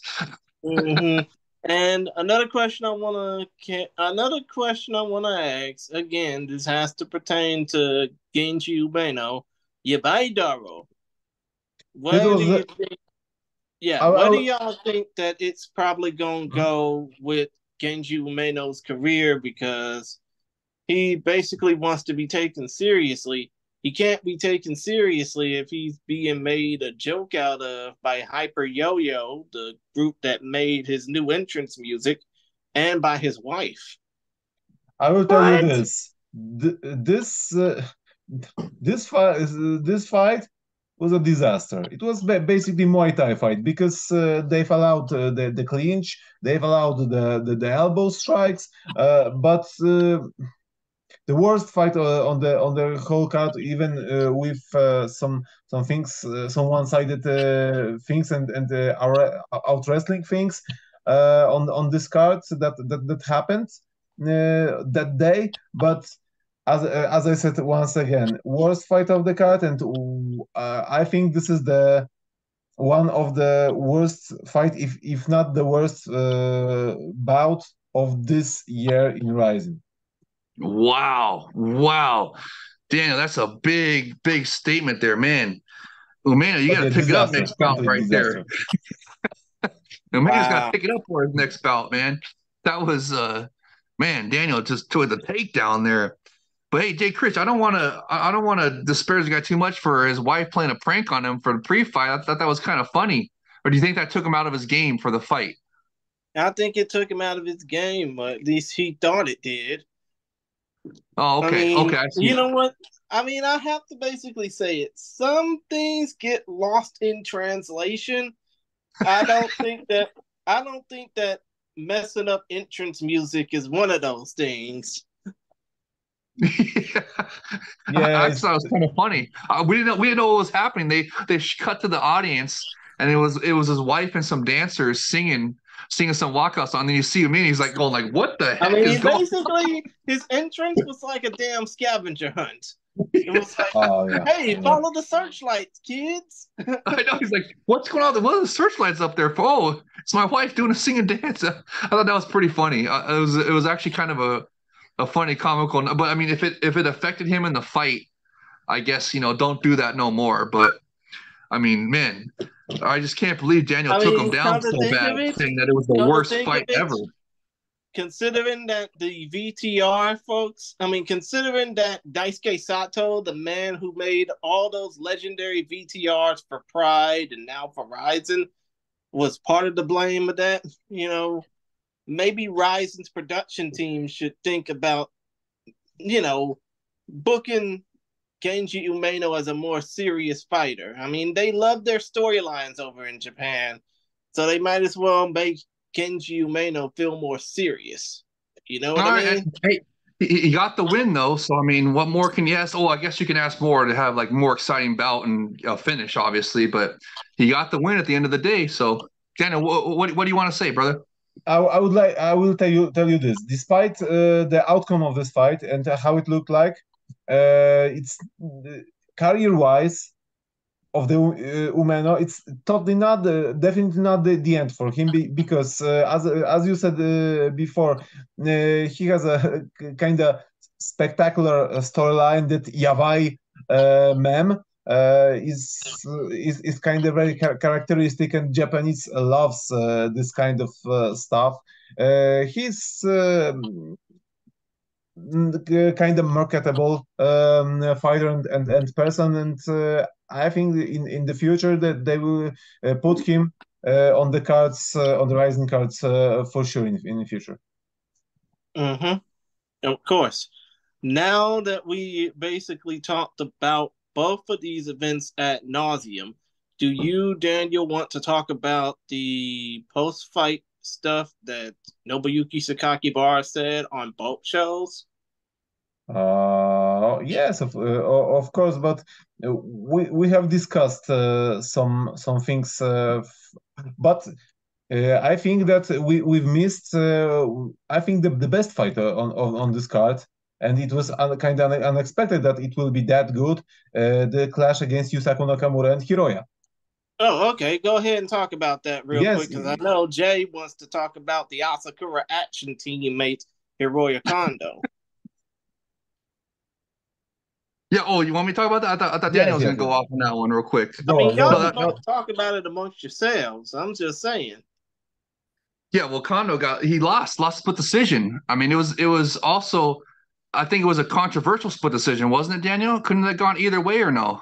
I think it was close, but I was not sure about the decision. I wouldn't say that it was a clear win for Nakamura. Okay, yeah, But yeah. So but it yeah, was it was mhm. close.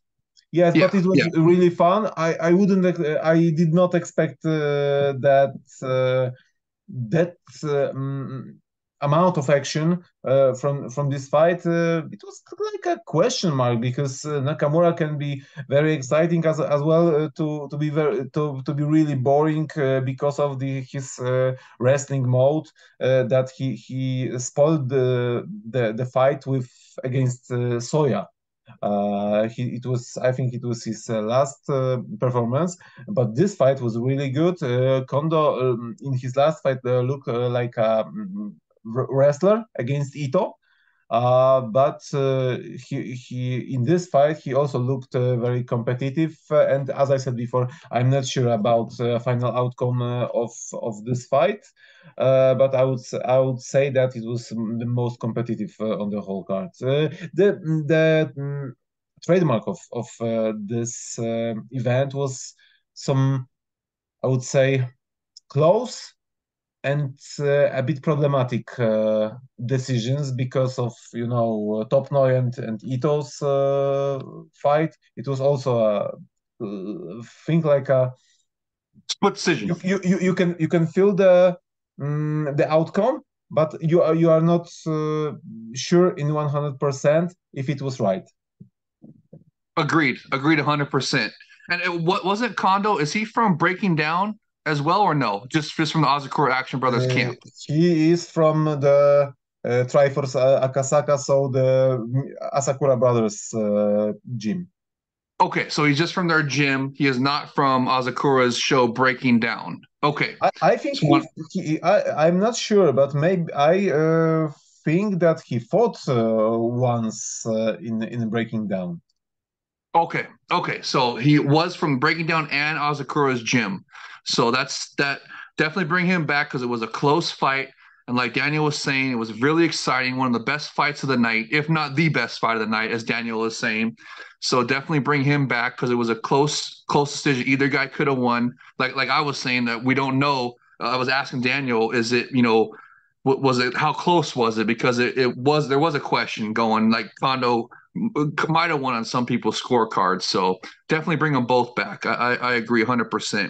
Is there anything else that you want to talk about on the card, Daniel? And then we can fluently talk about Sakakibara's post-event speech because Excellent. he said that he appreciates Tokoro and Hiroya despite of their losses. Okay, yeah. Do you want to read that? You go to Yeah. Daniel's Twitter. He has it. He has two tweets where he has the entire outline on two tweets. So check out Daniel's Twitter. Yes, the first one, as I said before, he appreciates Tokoro and Hiroya despite they have lost their fights. Likes Sudario's and Ota's fights. speaking about Ota's fight, he fought against Shoko Sato, the Japanese MMA veteran, and this is the very important thing because right now Ota is the first one in queue after the Archuleta and Kai Asakura planned title fight on New Year's Eve. And if this fight will happen, most probably Shoko Sato will take on the winner of this fight. This is the words of Sakakibara. And the second part of the points from his speech is very interesting. I think that Kozi, so Koji Tanaka, and Ryusei Ashizawa, also known as Catfish, will make their MMA debuts on New Year's Eve, but he did not specify if they will fight each other, but they will fight in MMA on New Year's Eve. He is thinking about the female strawweight division. This is the thing that we've discussed before. The plans for New Year's Eve are, we also talk about it, Horiguchi against Shinryu, Kai against Juan Archuleta, and the fights of Mikuru Asakura. It's totally not a surprise because we know what the star power of Mikuru in Japan is, and Ren Hiramoto. Still believes in Tokoro, so we can expect him next year, fighting next year, despite he's 47 years old already, something like this. And also, you've mentioned that he had a plan for a heavyweight belt, and this is the quote, but Todd Duffy. And he did not finish his sentence about this thing. So you're saying he didn't finish his sentence about Todd Duffy, or he didn't finish his sentence about Todd Duffy and heavyweight belt as well. I don't know if he had plans for making this fight the title fight between Sudario and Duffy, or giving the title shot on New Year's Eve to the winner of that fight that didn't happen. Oh, interesting. Must have missed that the first time I read your tweets. So that's a fantastic breakdown. Everybody, we'll just quickly run through them again. Talking about Shoko Sato, how he beat Shinobu Ota. He's getting the next shot. Ota, excuse me. Shinobu Ota. Sato beat Ota and is getting the in line next for the title shot at the winner of Juan Archuleta and Kai Asakura on New Year's Eve. So Sato is next in line for the Rizin title. And then the other stuff that you were saying, oh gosh, I lost my place on my thing here.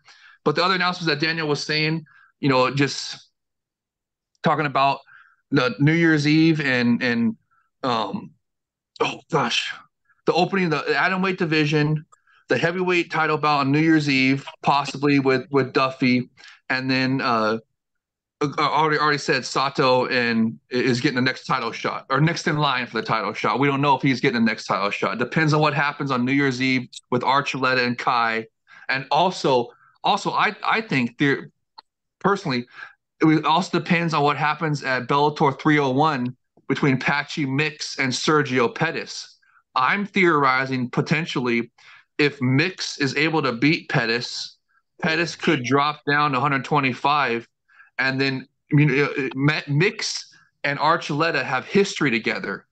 Juan Archuleta is the only man to beat Patchy Mix in mixed martial arts today. So there could be a potential for a giant collaboration title super fight between if Juan Archuleta can beat Kai and if Patchy Mix can beat Sergio Pettis, they could do a cross collaboration title super fight in the future possibly. I'm just wondering if that be something that could happen as well. But obviously Sakakibara-san's saying that if that doesn't happen, because there's a lot of ifs that need to happen first for that bout to come to fruition, he's saying that Shoko Sato is next in line for that bantamweight strap. So pretty bunch of big news there. And I'm also expecting some big news to come from, I mean, this weekend, like I said in the beginning, they're out here right now. Sakaki Bara-san and Shingo-san, the two people, and I think Sasa, who's the other guy again? Sasahari Harichi. How do you pronounce his last name again? I can't remember. Do you mean Shingo? Not Shingo. Nobuyuka Sakakibara, Shingo, and then the other guy is like Sasahari or something like that. Yes, the former PR guy from Dream.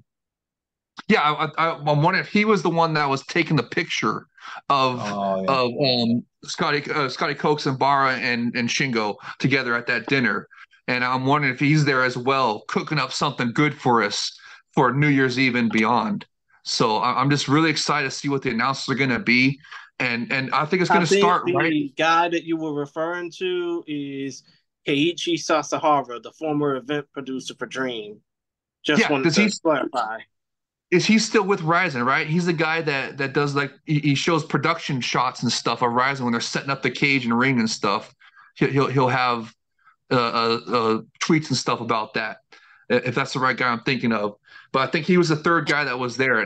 But the point is that Bara and Shingo are here right now in Southern California with the Bellator people, with Scotty Coates and co, cooking up something good for us for New Year's Eve. I'm hoping it's going to be a massive collaboration, mega event again. And I think we're going to get some answers on November 4th at Ryzen Azerbaijan. And Daniel is going to be there. Man, I cannot wait to see. Daniel's going to have video vlogs for us. He's going to have some English on there too as well.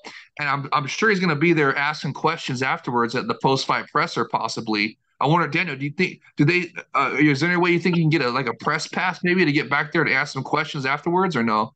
Unfortunately, I'm going as a ordinary fan. I've just bought the ticket to the ordinary seats. Speaking about this, I've just during our recording, I wanted to just see how the ticket sales is going, and to be very diplomatic, it doesn't looks very impressive.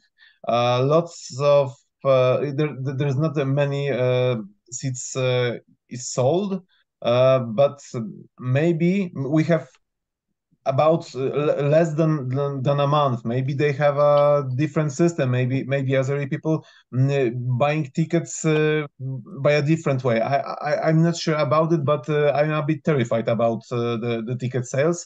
At least there will be a lot of space, but we don't know yet. There's still plenty of time to the event.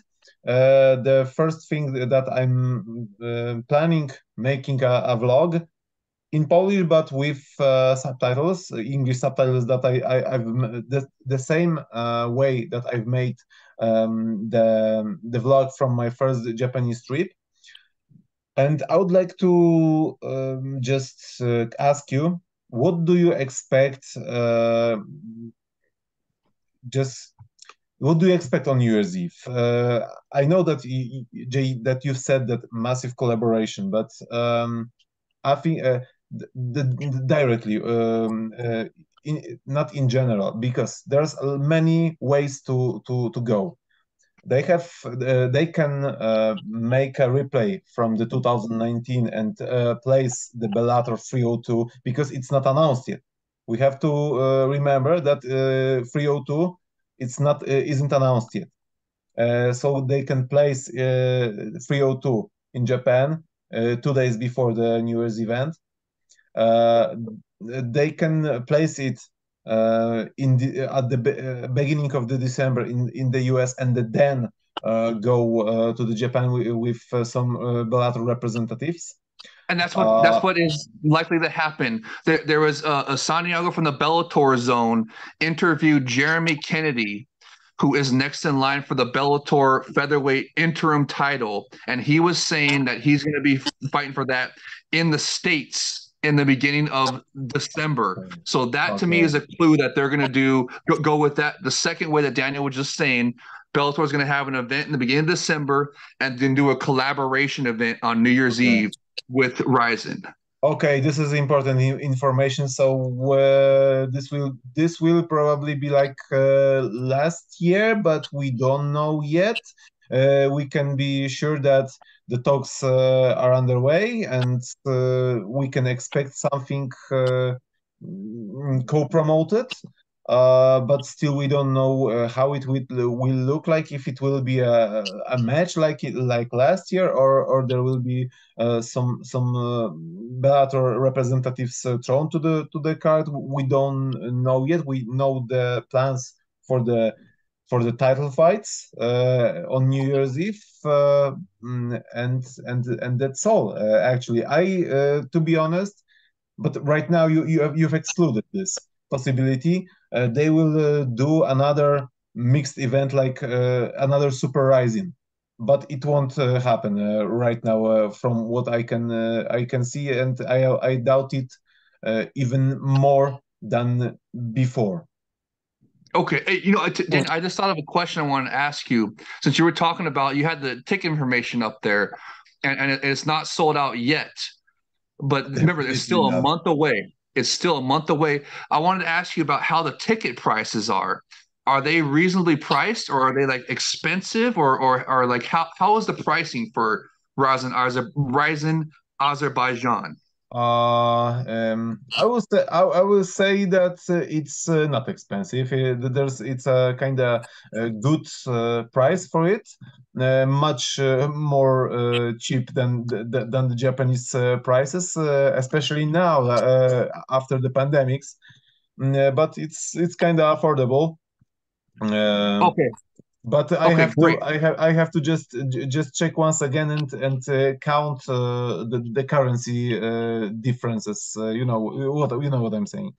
Yeah, absolutely. But that's good to hear that is relatively affordable in your guesstimation. So I'm guessing as well. I'm going to guesstimate that it is going to sell well when it gets closer to fight time. I think a lot of people are especially in the combat sports, they want to wait until closer to the event because they want to see if anybody gets injured or pulls out or whatever. You know what I mean? So I'm guessing that more when it gets close to the event, and they have some more announcement and press conferences and stuff like that, that it's going to get more and more closer to sold out. So we'll see how it goes. But I'm so looking forward to that event. Their Rizin's first international event. We're going to have a representative there. Daniel, I cannot wait to see your vlogs and give them clicks. And I'm probably going to watch them multiple times. So I can't wait, man. It's going to be so much fun. So make sure everybody look for go. I can tell you that we have places for about $60, and the most expensive seats, the VIP and long seats, are for the I would say 350. I will tell you right now how it is. The most expensive seats are for the over $200. Oh my gosh, Dan, you should get a VIP, upgrade to a VIP, brother. That's man, that's incredibly cheap. That's incredibly affordable. My goodness, I would go. Now, man, I want to go with you guys. Now, come to think of it, do y'all want me to run down the card that's going to be happening at Rizin Landmark 7, even though we only got a month? Okay. Well, okay, Rizin Landmark 7 live from the National Gymnastics Arena in Baku, Azerbaijan. As we mentioned beforehand, this event will start at the latest start time for a Rizin event in the promotion's 8-year history, 7 a.m. Eastern, 4 a.m. Pacific, or 2 p.m. in Poland. This event will most likely be shown live on FIGHT.tv and the FIGHT TV app via Integrated Sports. Any information on that will probably be made officially within the next few weeks because we only got less than 4 weeks to go before this event takes place. Anyways, the fight card, which of course, as you know by heart now, card subject to change. In the undercard, Hassan Metzia versus Ahmad Sami in the heavyweight division. See, we're going to probably have some big boys facing off against each other, which is going to be good for Rizin's bottom line. More fights in the heavyweight division. Quentin Ruskov Domingos takes on Shota Betulmitsi in the lightweight division, but I don't know if this fight might go down completely because, of course, Israel is going through some shit right now, so pray for them. Haro Cohen will take on Vladislav Rudnev. In the featherweight division, the crazy Cameroonian Juarez Dea will take on Ilkham Nazimov. And in the featured undercard fight, 2022 Rizin strawweight Grand Prix participant. Well, 2022 Rizin Atomweight Grand Prix participant Anastasia Little Tiger Spetskivska will take on Farida Abdulieva, Ukraine versus Kyrgyzstan. Then the rest of the card, as previously mentioned, lightweights, Taral Rakimov versus the Red Horse Kyung Pyo Kim. Flyweights, Justin the Tank Scoggins returns to take on Mehmet Mamedov in what should be and on that bout, Jacobs, on that bout with Scoggins, you and Drew are doing an interview with Scoggins on the We Are Rising podcast. I wish we were, but he basically declined our request just by not answering us. Oh, I thought it's still pinned on Drew's Twitter. I thought that was still going on. Oh, that's a bummer. I mean, you might want to talk to him more about it on the Rising Fans Discord. Definitely will. That's all right. Okay, so forget about that. Just keep going with the card. Sorry about that. I just thought I wanted to give you guys a shout out in case that was still happening. Understood. In the rest of the fights, which are both lightweight actually, Nariman Abbasov, Nariman Bakhtiar, Nariman Baburaktar Abbasov will take on Ali Abdul Khalikov. In another lightweight bout, the 2019 Rizin Lightweight Grand Prix winner and former Rizin Lightweight title challenger Tofik Musayev will take on overtanned but ready to suplex Koji Takeda. And in the main event, of course, as we all know, Vugar Karmov will defend the Rizin featherweight title in the first Rizin title fight on a non-numbered show, not to mention inside of a cage, against knockout black champion Chihiro Suzuki. Again, yes, I cannot wait for that one. Remember, 10 fights that we're all going to be looking forward to, and for us, Jay, especially, it's going to be breakfast and beatdowns because, as I mentioned, the event starts at 6 a.m. Central Time. Yeah, we got to get up early that day. Boy, that's going to be – I think that's what Daniel has to do now to watch the fight. He has to get up super early now. So we're going to get a taste of how it is to be a Euro bro watching the Rising card. But, man, I cannot wait for that Chihiro. I want to mention Chihiro Suzuki, first man in history to knock out the Bellator GOAT, Patricio Pitbull. Knocked him out in an upset of the year candidate. No, it is the upset of the year front runner. There is no better upset than that. Chihiro knocking out Patricio Pitbull in a sensational fashion is upset of the year as well as a knockout of the year candidate. But it is the upset of the year front runner right now. And then the co-main event, Tofik Musayev, that's taking on Koji Takeda. Tofik Musayev is still one of the top 5 Bellator ranked fighters in their lightweight division, one of Bellator's Shark Tank divisions. And we got a top 5 ranked fighter, Tofik Musayev, coming here coming into the Epic Rising ring again to co-headline this Rising Azerbaijan event against Koji Takeda. That's going to be man. Those top 2 bouts are worth the price of admission alone. I cannot wait for that bout, and I cannot wait to see Daniel do his vlogs and everything that's there. And that's actually cool that you're not going there in like a journalist or media capacity, because then you get to sit there and enjoy the fights and be a fan. I think that's better to anyway. So and I'm sure there'll be other ways for us to find out what Sakakibara-san said post-fight presser and everything. So, do you get access to those, Daniel, when you're there with the tickets or no? I don't think so. Okay. I've been I've been at some MMA events at first KSW on Stadium, at the last Polish UFC event as a as a journalist, and it's like you're sitting in the press room and waiting for the fighters after the fights, and then you're asking the questions, and you're recording it, and then you're writing about it, and that's all. And you can't afford to be on the main arena for the whole time. So I'm going there for fun, not for work, basically. Nice. That's way better. Way better. You're gonna have much more fun that way.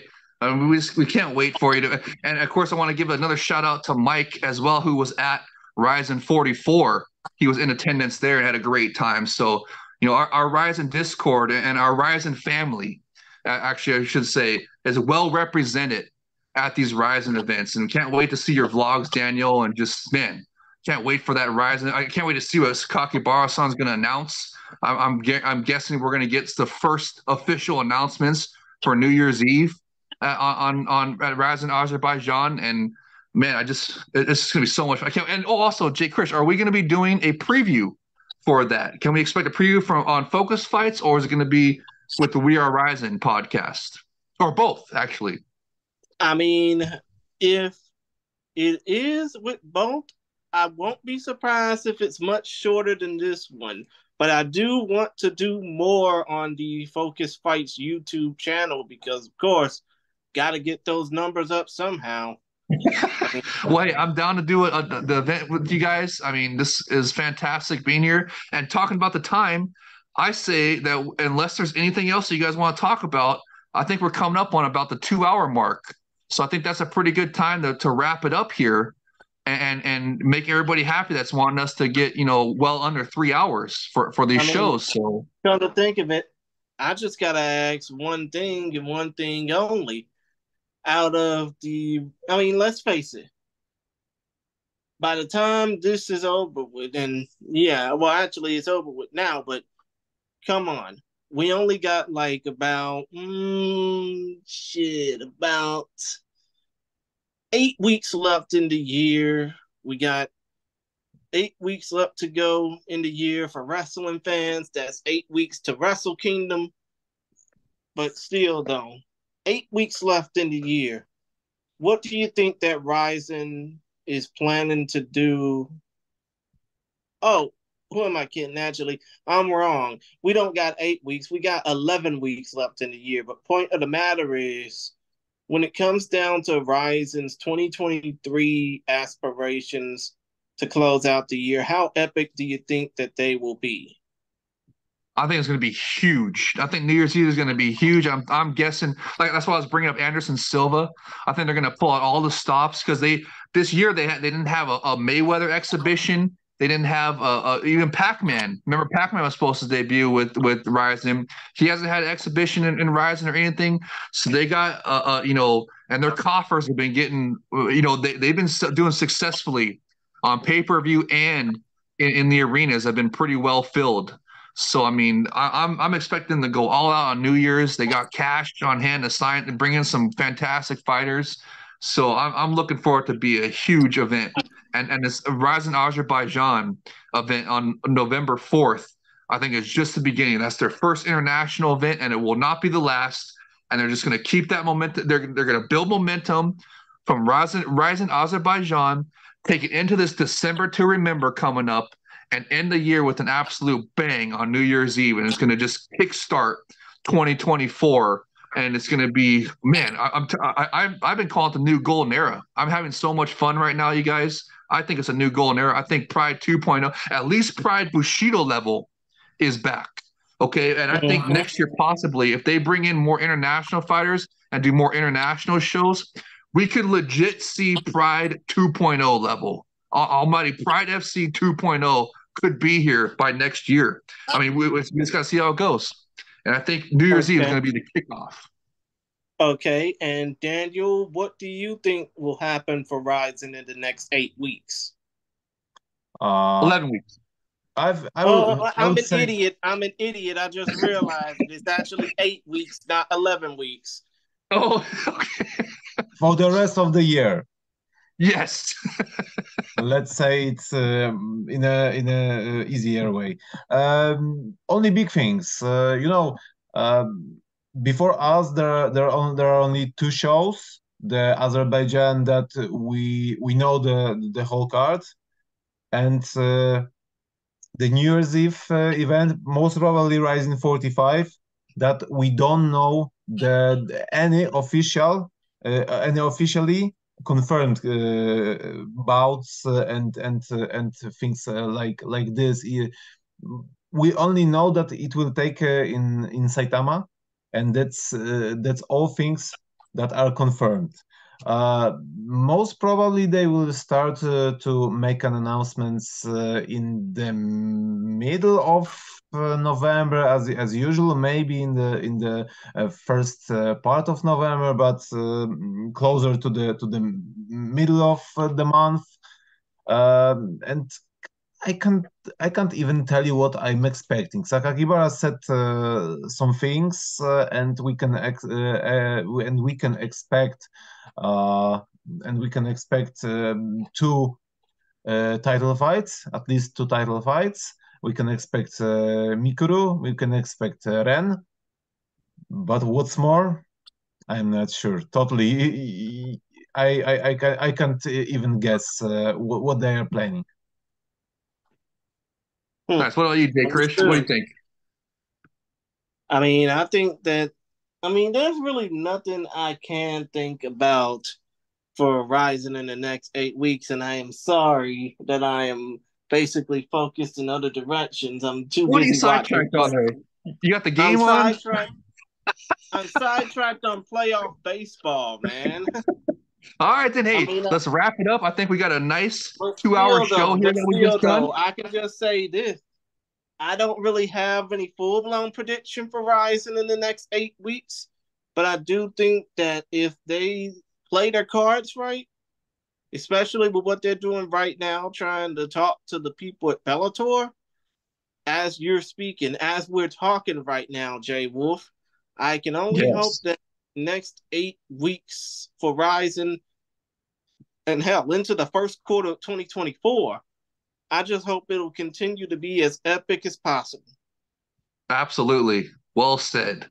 Well said. But other than that, we got time. Let's just go ahead and give some final thoughts and then put ourselves over on our social platforms. Absolutely. What do you want to do with final thoughts? You want our best fight out of the 2 events, or best finishes from the 2 events, or something, or what do you want to do for final thoughts? Overall thoughts on both shows. Okay, Daniel, you want to go first? Okay, the submission of that 2 shows definitely goes to the Joji Goto, Mr. Twister, and it wasn't the coolest. There wasn't a single coolest submission during that 2 shows. Greatest knockout, I would say that most probably Ramazan Temirov on Takaki Soya. My heart is bleeding, but that fight was very chaotic, but very exciting as well. The surprise of the 2 events, I think it's overall performance of Yusaku Nakamura and Hiroya. The worst fight is of course Umeno against Saito. And I think that's all. I can't tell you more. I think I just wrapped it up as I could possibly. Okay, great job. Great job. You want me to do it now, Jay Chris? Yeah, you can go ahead and do it, and then after that, I'll give mine, and we can put over our social handles. Absolutely. Okay, I'll just go real quick. Joji Goto with the submission of the events with the Twister, Mr. Twister. I mean, it doesn't get better than that. Back-to-back Twisters, incredible. First time in history that's happened. Absolutely incredible. And then for my knockout, though, I want to switch it up for that one. I want to go with the Kaiju Killer on the amazing comeback on Taka Kenshin.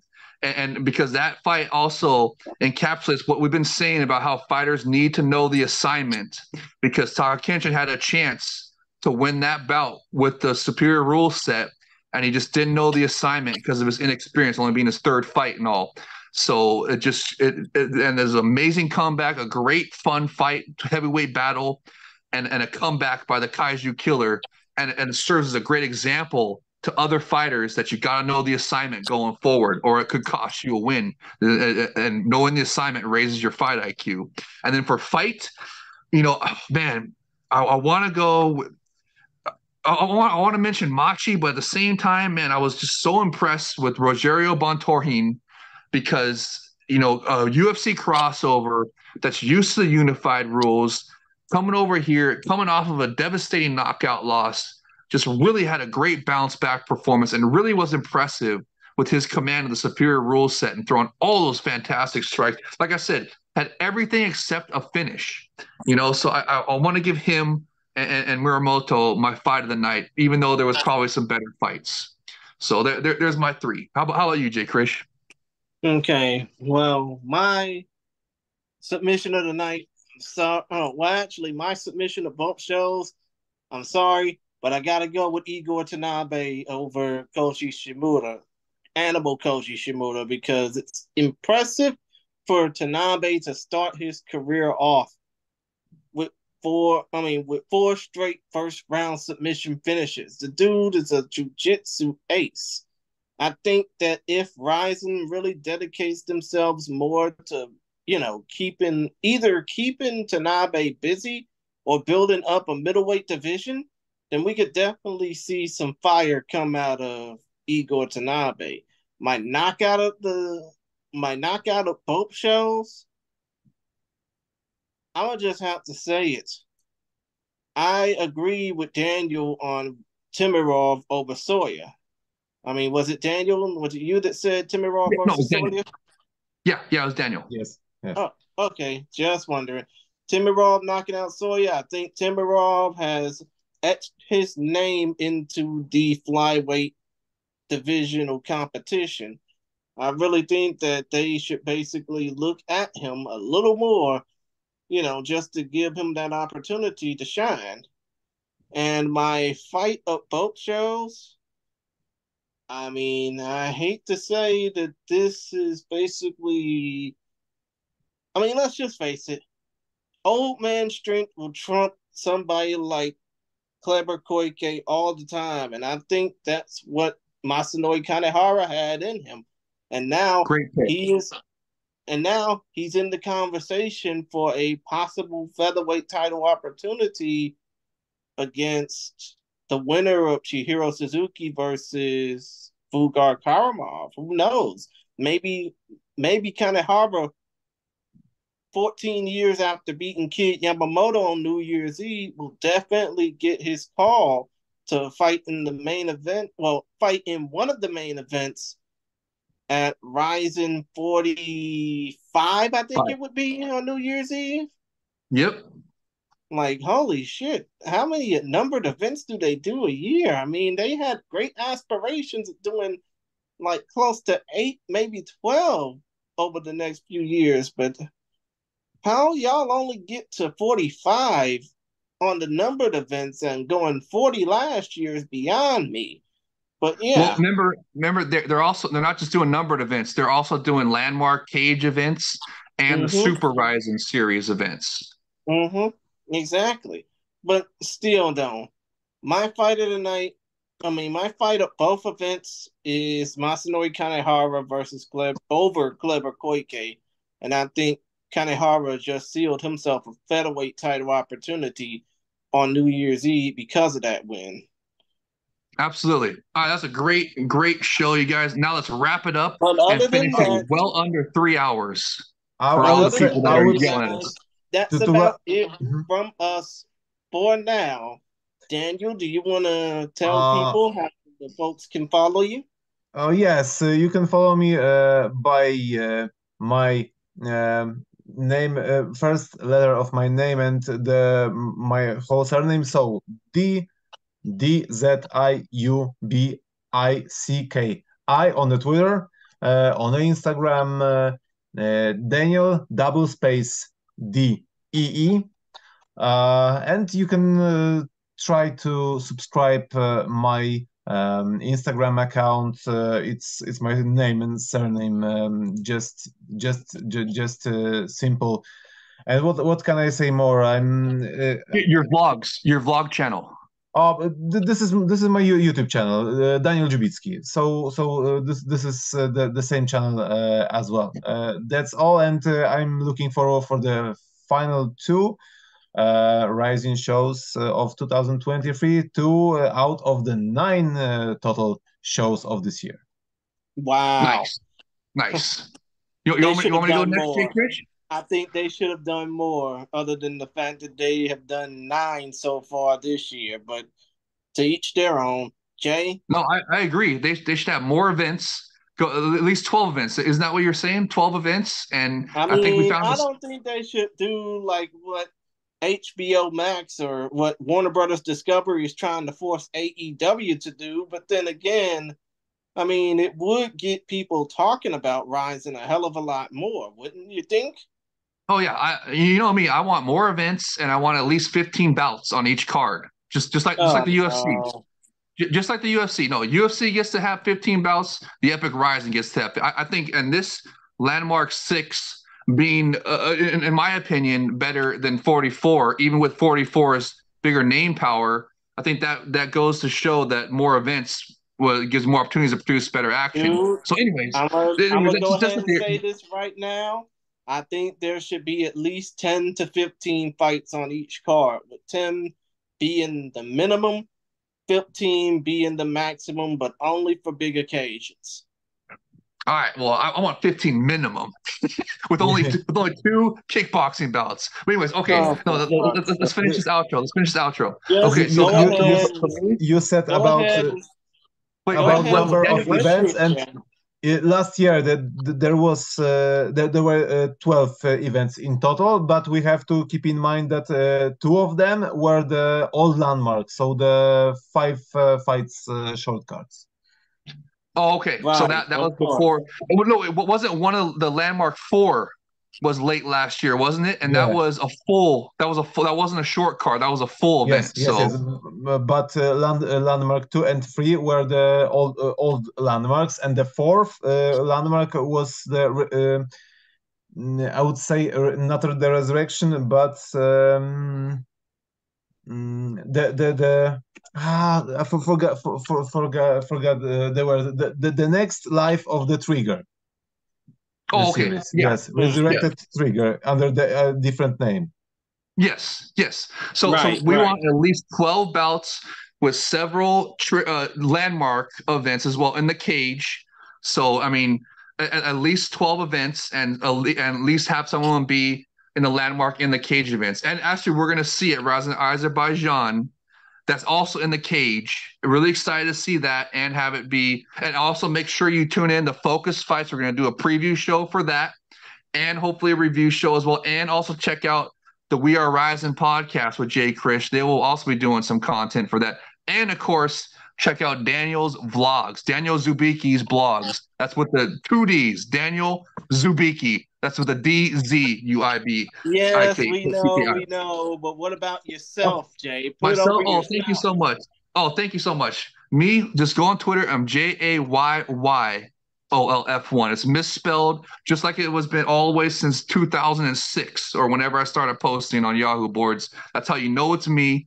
Easy to search, just JAYY. Real, bring me up right away, and that's how you can find. And if you're a real person, I'll follow you right. I instantly follow back once I figure out you're a real person. And then also you can check out, I do some previews and review shows with Teep to the Junk on his YouTube channel, Random Acoustic Thoughts. So check out and he also lets me go off and rant about the Epic Rising as well, because of the awesome collaboration that Bar Goat and Scotty Cokes are doing together. So check us out there, and also the Ryzen Discord. Make sure that we're all part of. It's a lot of fun. Watch the bouts live there, and Eric talked to a bunch of the Ryzen family, as I like to call them. So check that out as well. And just again, thank you for having me on here. Thank you for doing these review shows. It's just been a lot of fun. I can't wait for the next one. Can't wait to see Daniel's vlogs and see him go to the Ryzen Azerbaijan. Can't wait to do the preview shows with you guys on Focus Fights, and hope maybe also We Are Ryzen podcast as well. So just thanks again, and just enjoy the fights. I just can't wait, man. It's gonna be awesome. It's a new golden era. So I guess that leaves me. Well, first of all, I gotta say thank y'all for joining me on this program. Daniel, thank you for hosting, obviously. I mean, when it comes down to how you can follow me, you can follow me on Twitter at ChrisGary92 or on Instagram at ChristianGary1992. Or if you want to check out more about what we got over at Focus Fights, because I'm not going to give all these damn plugs, even for a short show, you can check out our Linktree page, which is either in the description of this podcast, or I can go ahead and spell it out for you. linktr.ee/Focus Fights, where you will see all the platforms that Focus Fights is on, including the Focus Fights audio podcast, which, oh, by the way, don't be surprised if by the time this thing is uploaded onto YouTube, there will be a new episode of Focus Fights audio out, because, for one, I got an announcement to make about the future of the podcast, and for two, I do have a controversial guest on there, that being Mike the Truth Jackson, who has a fight with Pat Miletich coming up around this time next weekend. Nice. Big scoop. Yeah, big scoop. But the damn national guys beat me to it, even though I had the first conversation with them. That's all right. Hey, you still got that conversation. Get it up there. Get uploaded for the people to see. I'm gonna upload it as soon as this damn thing is done. But still, though, point of the matter is, I enjoyed talking with you guys. I enjoy y'all for watching this, and hopefully we can do more when it comes down to Focus Fights audio. And hopefully we can do more with the We Are Ryzen podcast as well, because I really enjoyed the camaraderie that we have, that we have built on these shows. But absolutely, still, though, I can't play the Lenny Hart sound bites, but all I can say, Jay, and you know what I'm talking about, is Pride Never Die. Pride is rising. Of course, talking about the almighty Pride FC. Never die. Pride is rising. Exactly. Other than that, we thank y'all for watching this program. We thank y'all for enjoying our hospitality. And we are glad that y'all are a part of the Ryzen Fan Nation, which, of course, you can check out the Ryzen FF Fans Discord link in the server. Well, the Ryzen FF Fans Discord server in the link in the description. Other than that, we thank y'all for joining us, and we hope to see y'all next time. Yeah.